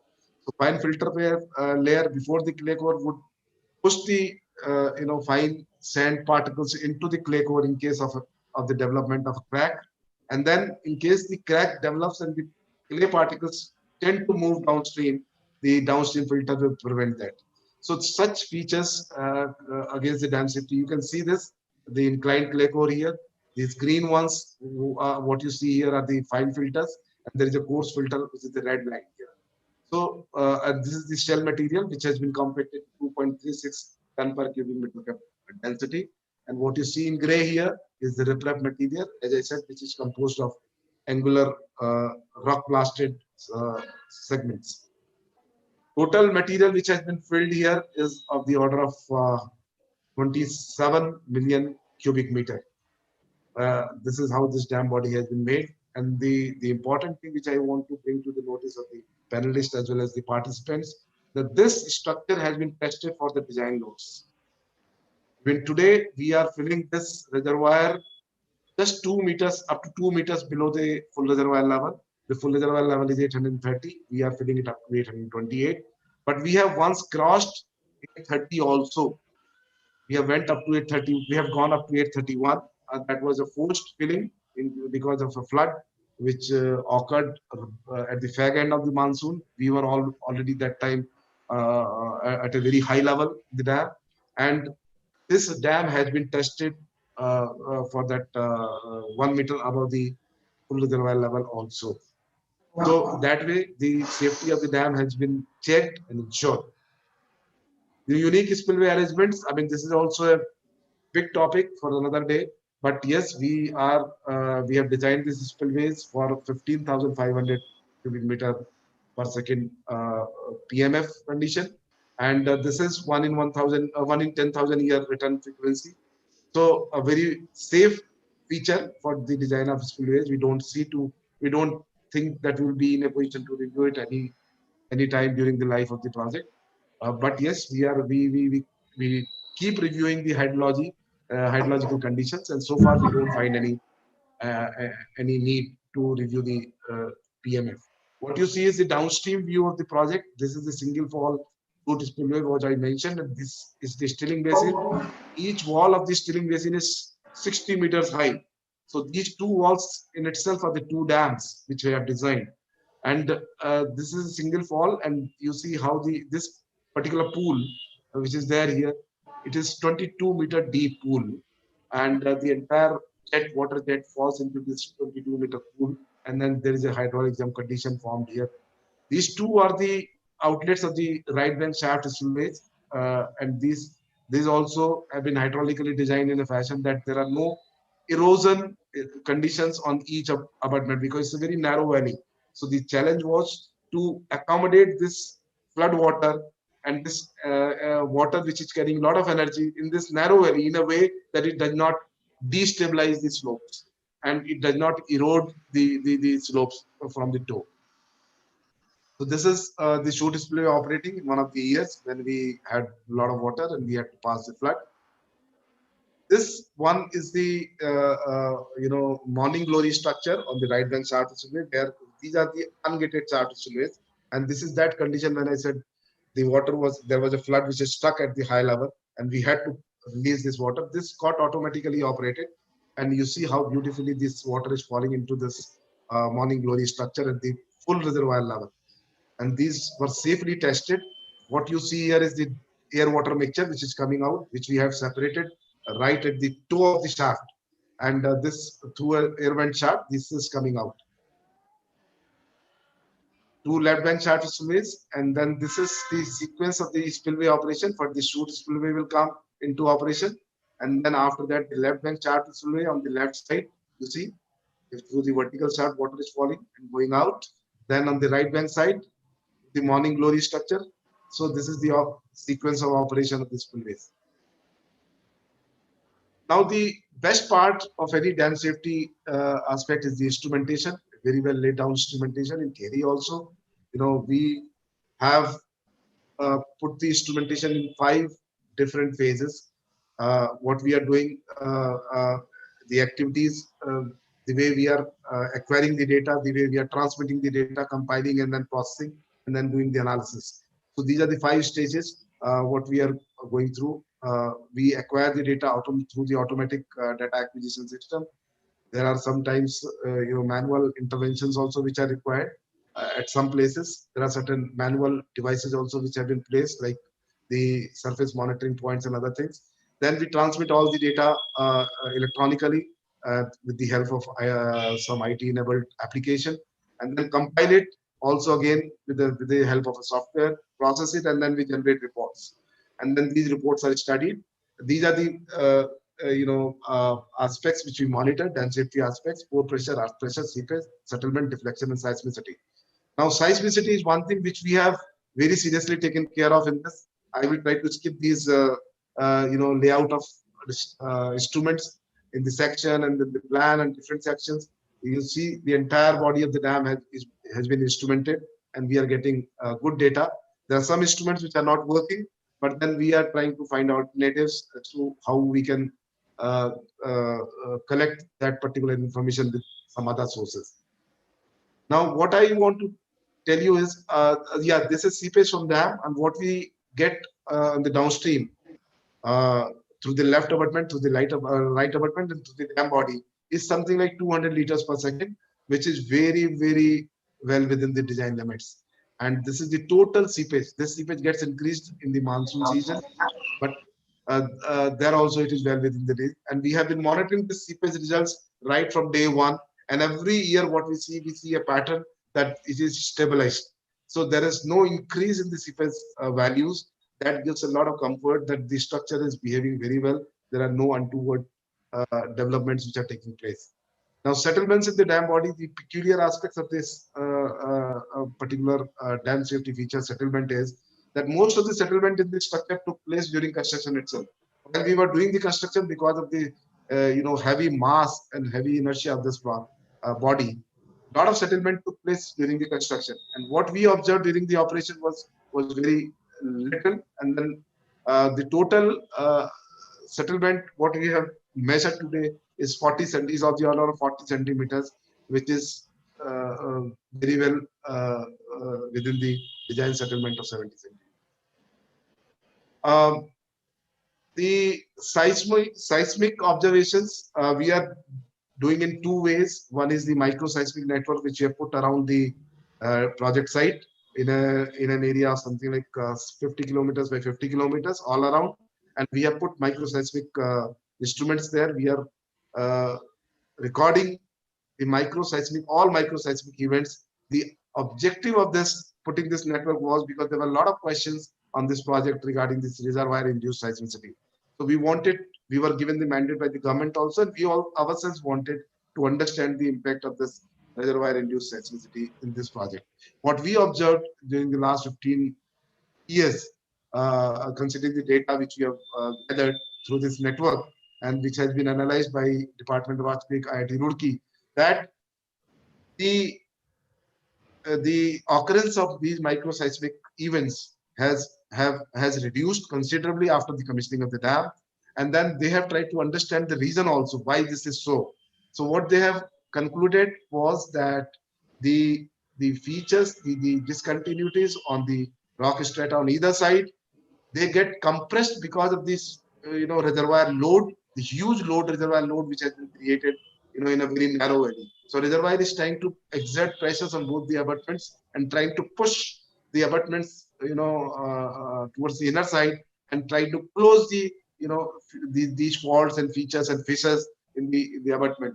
So that is giving a very good comfort that there is no such phenomena occurring, at least in case of Tehri. The second is strong motion accelerogram, where we measure we pick up the events of a seismic earthquake 4+. 4+, we want to see the impact of these events on the structures, the magnification of earthquake along the structures, and then we see the safety of our structures for every event. So this is a network which we have placed within the project area. The first one is outside the project area. This is within the project area, and we are getting constant data, for any earthquake event which is occurring in and around Tehri project site. You can see this is the network. I think organizers would give a PDF copy of this presentation to all the participants. They can just go through this later. This is one important aspect for the dam safety. We are very conscious about third-party inspections. In year 2009, we got it done through Central Water Commission, and they did it in a very, very detailed manner. I mean, they studied all patterns of the instrument data. They studied the way the structures functioned during that time 7 years, and then the hydrological calculations, whether there is any, we need to review the hydrological studies. Then 2 years later than that, we got it done through HPI Moscow, Hydro Project Institute Moscow. They were the people who were with us during the design also. The Russian institute, a very renowned institute. And again in 2013, the Central Water Commission, they again did it. And then 2016, we got it done through United States Bureau of Reclamation, America. So they also did it. And all these 4 reports, they give a very encouraging, kind of conclusions to us. But this, we do not want to remain complacent. We are still very conscious about the dam safety issues, because this is a huge project, and we know that there is a very dense population residing in the downstream areas. So we have prepared the emergency action plan that in case of any eventuality, what would be the immediate actions needed. And this emergency actions plan has been prepared with the help of the state administration. State administration is hand in hand with us on this plan, and we have a good real-time inflow forecasting system also installed, which give us advanced information of the inflows the project site. That gives us a lot of comfort, because it gives us a leverage of 6 to 12 hours, in managing the reservoir capacity and managing the inflows. So these are some of the important things which I wanted to mention. Conclusion, of course, is the 2 speakers before me, they have very well laid down. I fully agree with them. And the same thing I would not like to repeat, but yes, dam safety aspects are very, very important. This is a dam safety program of every project, and particularly the high project. There, it carries a lot of significance, and it should not be taken lightly. Thank you so much. Thank you for your kind attention and wishing. Thank you, Vishnu. It's a very wonderful presentation. I think you have taken through from design stage to the construction and operational. The big challenge is one of this dam in India is one of the temples, modern temple in India. I think you have executed very well. You are operating in a very nice way. I think only I'll not really do moderation much, but I'll just ask that to you, and maybe you can answer afterwards. What would happen if it would have been a concrete high dam instead of a rock and earthfill dam? Was there is a perspective, pros and cons? Maybe you can give a thought. Being a from 30 years, you have been working. That is a challenge in Himalayan geology, high seismic region, and could have the idea, as I'm saying, the way in a rockfill earthen dam you have organized different hydraulic structures, the spillways, different spillways, your structures, and your all kind of thing. And this is something one into all engineering, all textbook engineering is here on the hydropower project. Thank you very much. Stay online. And but I would say, I think it can be only one line response to your yes. observation. Yes. That if I am given a liberty, I would make a concrete dam at this location. Very good, very good. Thank you. Okay, thank you. Now let me jump into the last presentation of today's evening. And here is Mr. Satish Kumar Sharma, my dear friend. I must give double thanks because he's the one who came in to fill up our last slot, because we had a presenter from international from Holland, but due to his illness, he couldn't really come to join and make a presentation. So I had to request Mr. Satish Sharma, who is Chief Executive Officer of Rodic Consulting Engineers. He just moved from Mumbai to Delhi a few months ago, joined them. He was in Hindustan Construction Company, and he's the one, he has seen most of the dams. I think he worked in Tehri Dam, he worked in Sardar Sarovar for, of course, that was JP Associates who constructed all the dams. In fact, he started with the Bagliar, where my interaction. This is one of this dam within Chenab, and he was Chief Design Engineer. I think he brings a lot of experience in terms of designing, construction perspective, and dam safety. And he is a master, again graduate civil engineer, master in earthquake engineering, have 25 years of experiences. I think I must invite Mr. Satish Sharma to please give your thoughts and views and share your experiences.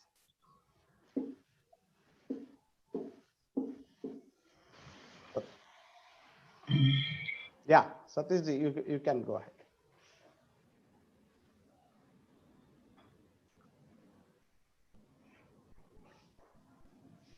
Yeah. Yeah. Yes.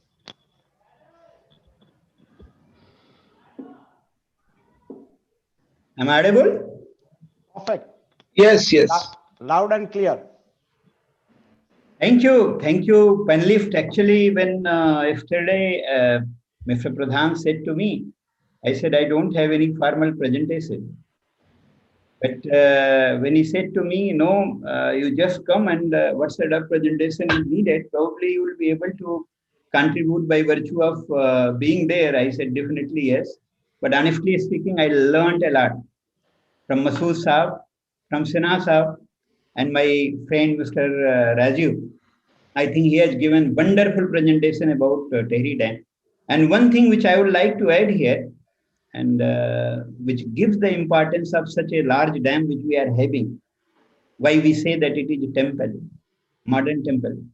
When in 2013, that entire catastrophe happened in Uttarakhand, probably the reservoir of Tehri Dam had saved a lot of life and property assets at downstream. So I think that was the credit to that. I don't have any formal presentation, and I'm not going in those details which already has been covered, but I will just like to mention few aspects, how you can take care of the safety into your consideration from dam design to operation phase. So basic safety concept comprises basically following steps. You have to identify the risk which goes at the planning stage itself. Even it goes during construction, and then even it goes during the operation, as Vishnu Saab said, that each and every monitoring instrument has its own importance. whatever data you are collecting, those data needs to be properly analyzed. And even if suppose somewhere you are missing the data, how you are going to get those informations by surrounding instrumentation? You have to check, you have to find out, you have to assess. You have to plan for risk minimization from design to commissioning stage. Manage the risk, how best it can be managed. Like in Tehri, all the risk has been managed by providing a rock fill dam. Of course, it is going to be more prone when we talk about the seismic activities are concerned. And then emergency mitigation planning has always to be there. As the dam safety, and when we are talking about the design state, we are considering almost all the forces whatever are there. But how actually during the construction, these forces, especially for when we are talking about the construction durations loads like thermal and the secondary stresses, how you are going to manage? How you are going to manage the specific considerations which are going to come at the time of dam foundation excavation and whatever features you are going to encounter, because that will not be the stage when you are going to change the type of structure, because again it will be having a very big research cycle.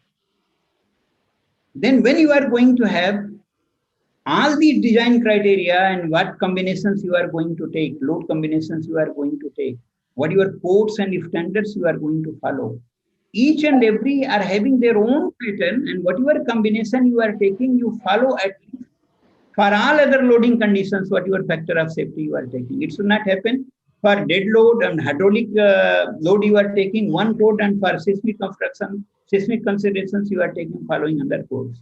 Well, many times I have seen, when people are taking design basis earthquake or most credible earthquake, a lot of confusion comes when it comes to follow whether American standard you are going to follow, high code you are going to follow, or even for that region Indian standards you are going to follow.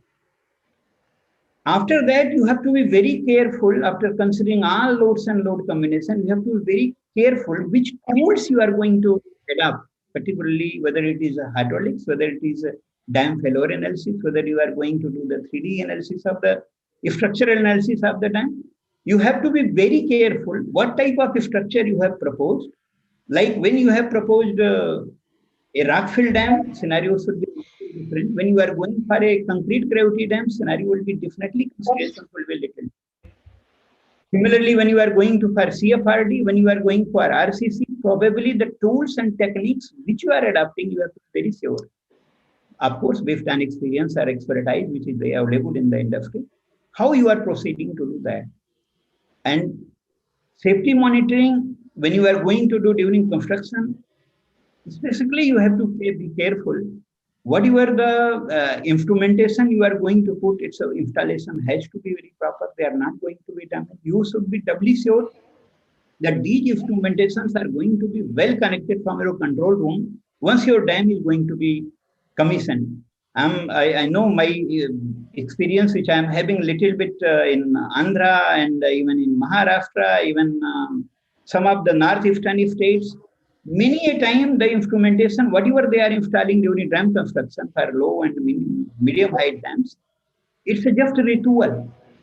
And at the time of after commissioning, many a times it is happening, they don't know what instrument they have provided, they are going to take the data. So you have to be very careful. You have to have a proper material selection when you are going to design the particular type of dam. According to that, you have to plan for your implementation and methodology. Evaluate the thermal and adiabatic behavior, because many a time when the dam is going to be there, a lot of seepage, a lot of dislocation of the material, finer material is happening, probably because you are not accounting for your construction methodology and the basic stresses which are coming during the construction. You have to do the proper sizing of the lift and the extent. According to that, you have to define the extent for time cycle. After all, once you are going to have your structure is ready, when you are going to operate, you have to have the proper dam instrumentation, observation, and data analysis. I'm sorry to say, but many of the states, you see, many of the organizations which are having well equipped with the designers, well equipped with the technical fraternity, well equipped with the desired money and allocation of the fund, they are doing the proper analysis. They are doing the proper observation analysis, and according to that, they are doing the rectification, whatever is needed. But in many of the states I have seen, though they collect the data, they don't know what to do. And even by the time the data actually you are going to have some utilization, somebody is going to come and going to utilize for the rectification and rehabilitation of the particularly structure. Probably the team which is coming, even they don't have the data bank, whatever has been observed by earlier people. So I think for a dam structure, whether it is for power, irrigation, water, flood, anything, whatever purpose you are going to do, a proper team needs to be there who is going to have a proper instrumentation, its observation, and the data analysis, and what actually, based on that data analysis, what has to be done. Plus, one more thing is needed, even if suppose they are having some rehabilitation work has to be done, some rehabilitation and reinstatement of the particularly allied structures are needed, there should be proper provisioning of the funds, especially for irrigation structures.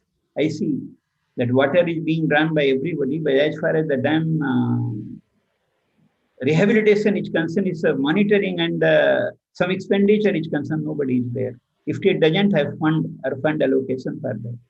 Safety parameters and its evaluation during the monitoring very much needed.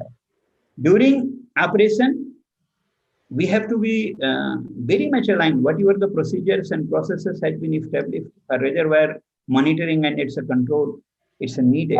Flood control has to be done as per the standard practice. Whatever has been given, the documentation has been prepared during the execution or design or commissioning process of the project. Many of the places, whatever the commissioning manuals are there, I think this is the finding, even in many of the during DRIP 1 exercise also, when the people have visited many of the state government and their projects, even many of the places, even the operation manual was not readily available. When you have to do the sedimentation management, you have to be very cautious. Every time your generation of the power is not only criteria. When the sediment, reservoir sediment, I think, Ajay, you will be knowing it much better way that how sedimentation management is important. Otherwise, projects are going to be, I think, entire reservoir capacity is going to be eaten away, especially when we are talking about Himalayan river. Allied structures audit and its maintenance is very much required. Many times it happens, even we have erected the gates, they are there placed in very good position, and when at the time of emergency you want to lower them, so many of the time it has happened that it is not going to be lowered.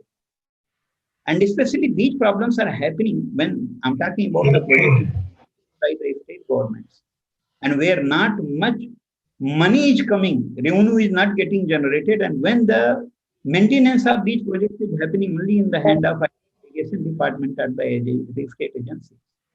So all the allied structures, including gates, including stop logs, and the needs regular monitoring, and wherever the rehabilitations are needed, it has to be attended.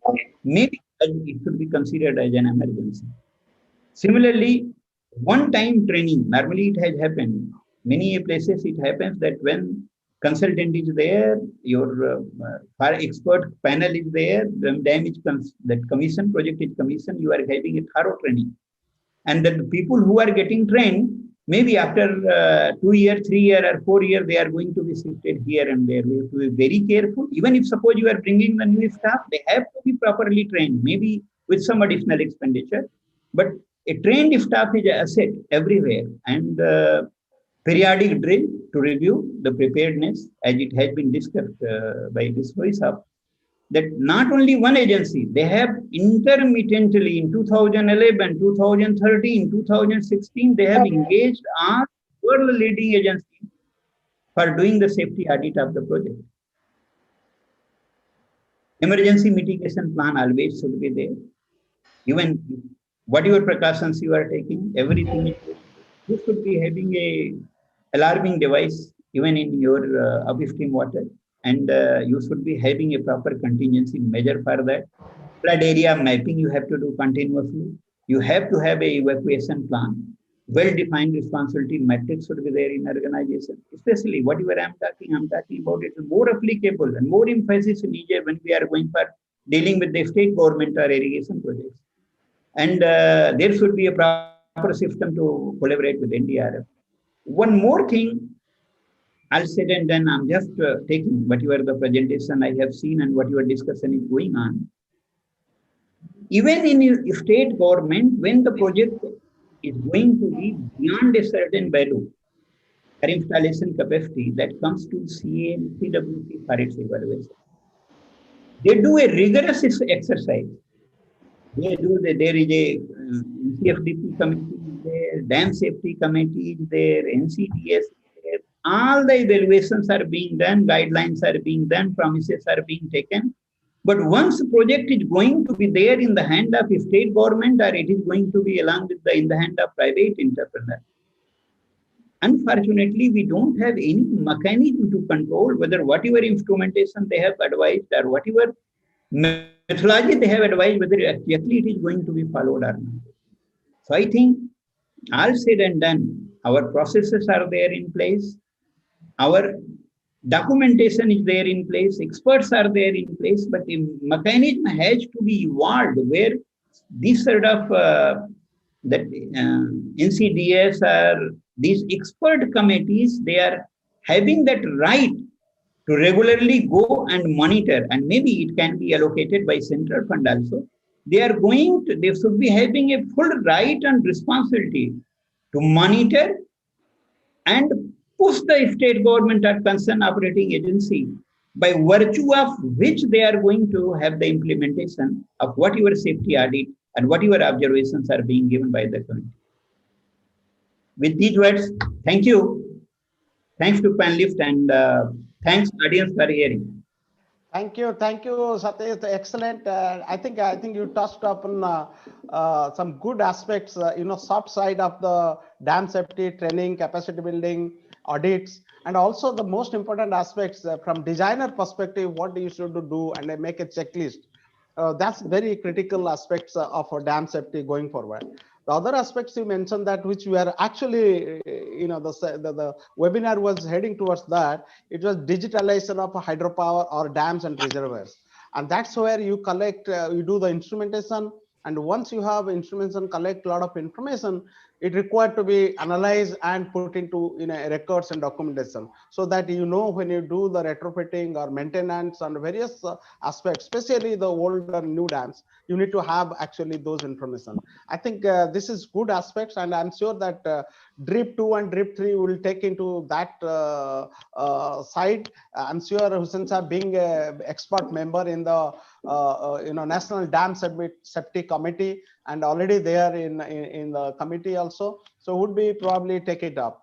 Now, gentlemen and ladies, and would be little overshoot time by 15 minutes. I try to take you all liberty to extend it to 15 minutes more, although we are supposed to get over at 5 p.m. Indian Standard Time. So we'll do this because I need to justice to get some question to be answered by the expert panel members who spoke here. Now I'll ask one question to each gentleman from this audience who have already asked us. So there's a question from Professor Majumdar to Rajiv Bishnoi, that what is the lifespan of a Teri hydro project at the reservoir? Bishnoi sir, if you could answer to Professor Majumdar sir. Yeah, theoretical, yes, I can tell you. Theoretical 163 years is the life, and then the total life we have estimated something like 356 years. So this is of course based on the data, the historical hydrological data, and this we keep revising after every 5 years. So far we have done 2 revisions of the hydrological studies, and we see no reason to change these figures which were estimated at the time of detailed project. All right. Thank you. This is a question for Dr. Mukesh Sinha sir. There's a gentleman, Dhirubin Gabani, has asked question, why Narmada Dam slightly curved in middle portion? And he also, he also asked that how to judge dam life period, and then he has also continued with that as an rejoinder. How many design period of gravity dam, general criteria? is that any information? These are design basis essentially. Sinha sir, if you could respond. Hello, what Yes. is the question? Sir, this gentleman who asked a question that why this Sardar Sarwar Dam is little bit of inclined in the middle. I think that's what he asked. Why is slightly carved in the middle portion? Okay. Well, if you see while they designed, the foundation was deep checked, and based on the foundation characteristics only, a slight angle was given to reach the abutments and this alignment issue. The dam alignment or dam axis planning, that time, the foundation characteristics and abutment characteristic was, and that's why slight inclination is there. If anybody, gentlemen, wants more detail of it, I have to go in detail with the geological characteristics and then explain what is the reason. Right. The dam axis was planned considering these aspects. Right. All right. And there's a question from Jagdish Subramaniam for Bishnoi sir. I think the question actually he was asking about again same which already I mentioned to him regarding concrete dams. He mentioned that this was a good and informative presentation. Being the Tehri massive dam, what was the factor that made the designer get convinced to go for earth and rockfill dam?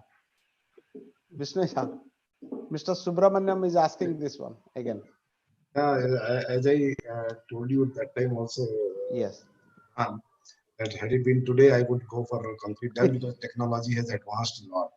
And recently we have designed a dam of the similar height in Bhutan. Yeah. Sankosh, you are aware of it, as a Yes. concrete dam, almost the similar seismic environment and with the almost similar design notes. Yes. So because if you go back by 5 decades, like 1970s when this dam was conceptualized and the initial studies were being done, that time the most because the seismic engineering was not that advanced and developed, and the biggest fear of the failure of the dam was from the seismic consideration. So the idea that time with the engineers was that to have a flexible structure. So they went for a flexible structure, and to that from that consideration, this is a wonderful structure, and this has done so well. This has been done a very apt way in the sense that any seismic event happening right below the foundation of the dam also will not be in a position to distort the dam unless and until it is beyond a particular intensity. So from that consideration, yes, it was a wonderful decision and it is proved to be a successful and correct decision. But if in today's scenario, because of the obvious advantages with the concrete dam, like the pace of construction, like the the flexibility in repairing the dam in case of any problem. So this is not there in case of earth and rockfill dam. If you have a problem, if you have the overtopping, I mean, this is the last thing you should have in earth and rockfill dam. So this fear is always there. So that is the reason you go for 1 in 10,000 year return frequency, kind of a PMF. Right. So Right. that is something which is really, it increases the cost of the project. So Right. we have designed the Sankosh dam, the similar height, the concrete dam, all these spillways accommodated within the body of the dam, the powerhouse also, the toe of the dam. So easy. Here we had to have, the entire underground powerhouse complex, a lot of challenges. I mean, one can only come and see how, what we are doing there. So, Yeah. Right, sir. There is a question either Hussain Saab or Dr. Sinha maybe can answer. This gentleman is asking question about that Koyna Dam is built on a fault line. What are the measures or safety measures, assessment, and other things are placed to ensure the dam is safe from future earthquakes, which if it comes after the initial judge. Hussain Saab, maybe you can. Maybe Dr. Because this is basically a specific question related to Koyna Dam. Yes. I am not having the relevant details with me. So in the absence of that, it would be difficult for me to give my observations or my clarification, because this is related to the specific project. Yeah, and I'm not having the right information. Right. I think gentlemen from that region, Koina region. I don't know, Sinasa probably maybe CW, your CWPR's experience. They must have a model. They must have done the seismic analysis after the 1960s earthquake, and then further repairing and rehabilitations and other things. I'm not sure if you have any information to add. This is an interesting, actually, Koina Dam. If those who know in that side, In fact, maybe we have some. In fact, actually, with regard to Koina Dam, dam safety entire structure has been reanalyzed and retrofitting has been carried out. Right. The details, if one is more interested, can get with the project authority. But complete retrofitting and many conferences, those retrofitting has been presented also. Right. So those details, but the analysis, complete structural analysis has been carried and then retrofitting has been carried. Yeah. Thank you. I think there are some questions there, but they can be answered offline. We don't need to really answer because they're similar nature of questions, and there's some informations regarding this like Koena. We don't need to take them. And let me just thank all the panelists, those who share their experience and knowledge and projects. This is one of the fantastic knowledge sharing platform and the experiences on the dam safeties and instrumentation. And I think we started from the dam safety organization in India, how it is working, challenges, issues, dam safety bills and all. So this is one aspect. Then we have two large projects, concrete high dam, which has been commissioned in last 10 years, all those projects. And Tehri Dam, you saw very detailed engineering and all. One is challenging interstate projects, 4 states, and that's in a collaborative, taking everybody into action, filling the dam, ensuring the operational aspects of those, Narmada control authorities with 4 states and all power, water, irrigation, all components. So this is excellent example for those who are building dams or going forward to build. So this is an example one need to really follow how you can do a consultations, dialogue with different organization from bureaucrats to down level, from the village level during the resettlement, rehabilitation. As you know that the lender ran away, the engineers ran away. So this, and the contractor remained there and the people remain engaged there. The community was there. So this is a fantastic project for everyone to really see. Then we had excellent the Tehri project, which is a high seismic Himalayan project. After Bhakra, this is a reservoir project, not the run-of-the-mill project like Natpa Jakri and other projects. But this is good, as you saw that the comparison, whether it could have been a gravity dam or it's a rock and earthfill dam, and then how you really take this from design stage to operational stage and still continuing that, adding pump storage. So that's fantastic.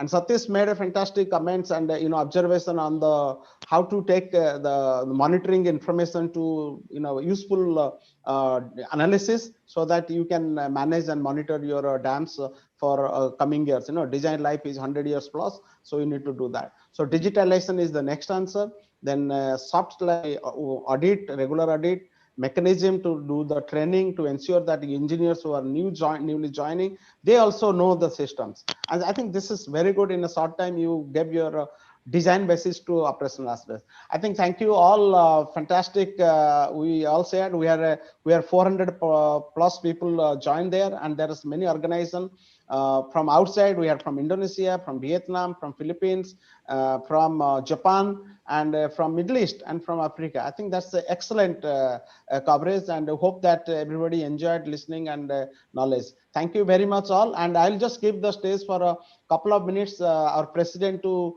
just offer a vote of thanks and his concluding remarks. Gosal Saab, sir, it's your turn. Thanks, Ajay, for wonderful moderation. Thank you. Thank you. Thank you, sir. Well, it was a fascinating session, and that can be judged from the fact that till the last speaker was speaking, there were more than 200 people live on this webinar, plus the people who are on the YouTube and others who have been listening from distance. It shows the success of organization of this webinar, which is not a common subject or a run-of-the-mill subject, but still then that it has been possible to attract so many people is a salutations to the excellent speakers. You see, Mr. Masood Hussain, who laid the foundation by giving a general view of the entire scenario, and followed by Dr. Sinha, who brought in all the technicalities for people to understand what goes into a dam and a hydraulic project. Mr. Rajiv Bishnoi, he brought a different dimension. I mean, it was wonderful to listen to him, his passionate involvement with the project, and he almost made it live. Apart from the excellent pictures, the angles from which the pictures have been taken and how he brought in the thrill of being in a dam like that, and the feelings that one had when hell broke loose over Uttarakhand, and how this reservoir had helped save so many human lives. You see, that's the wonderful thing, that we engineers live with the project, we become part of the project, and very few people understand the involvement of the engineers and the contributions of an engineer to the society at large. Mr. Shrutish Kumar, who had come as a rescue person, he saved the organizers from the embarrassment of having one speaker less, but you brought in such a natural sort of flair into the whole presentation, and you gave the essence of the requirement of dam safety in very few words and very few slides. Wonderful. Thank you. Thank all of you, sir. And you have made me knowledgeable, even at my age. I would not separately thank Dr. Ajay Pradhan. He has been the life force, along with others from CEAI, Mr. Nadkar from Pune, who had conceived this, Madam Sayona of TCE, who had put a lot of effort in getting our participants, and of course, the participants who registered and who were present, and I hope they will be going back with their hands full from this event. On behalf of CEI, I thank all of you, sir, and the CEI staff for incessantly supporting and making this an active and valuable memory for us for our Diamond Jubilee celebration. We look forward to such support from all of you, and I invite everybody, including the panelists, to come and empathize with CEI in its bid to raise the level of engineering fraternity in India and bring them the due recognition that society owes to the engineering community. Please join us in this movement and let engineers get their due place in the sun in the country as a professional. Thank you very much. Thank you, sir. Thanks a lot. Thank you, Dr. Ghoshal, for giving us the opportunity to share our experiences. Thank you very much. Thank you. Thanks, Thank you, everybody. Sir. Thank you, Ghoshal Saab. Thank you, Hussain Saab. Thank you, Dr. Sinha. Thank you, Rajiv Ji. Thank you, Satish Ji. Thank you all. Thank you, participants. It was a pleasure hosting you all, and we look forward to your continuous support. Thank you all. Thank you.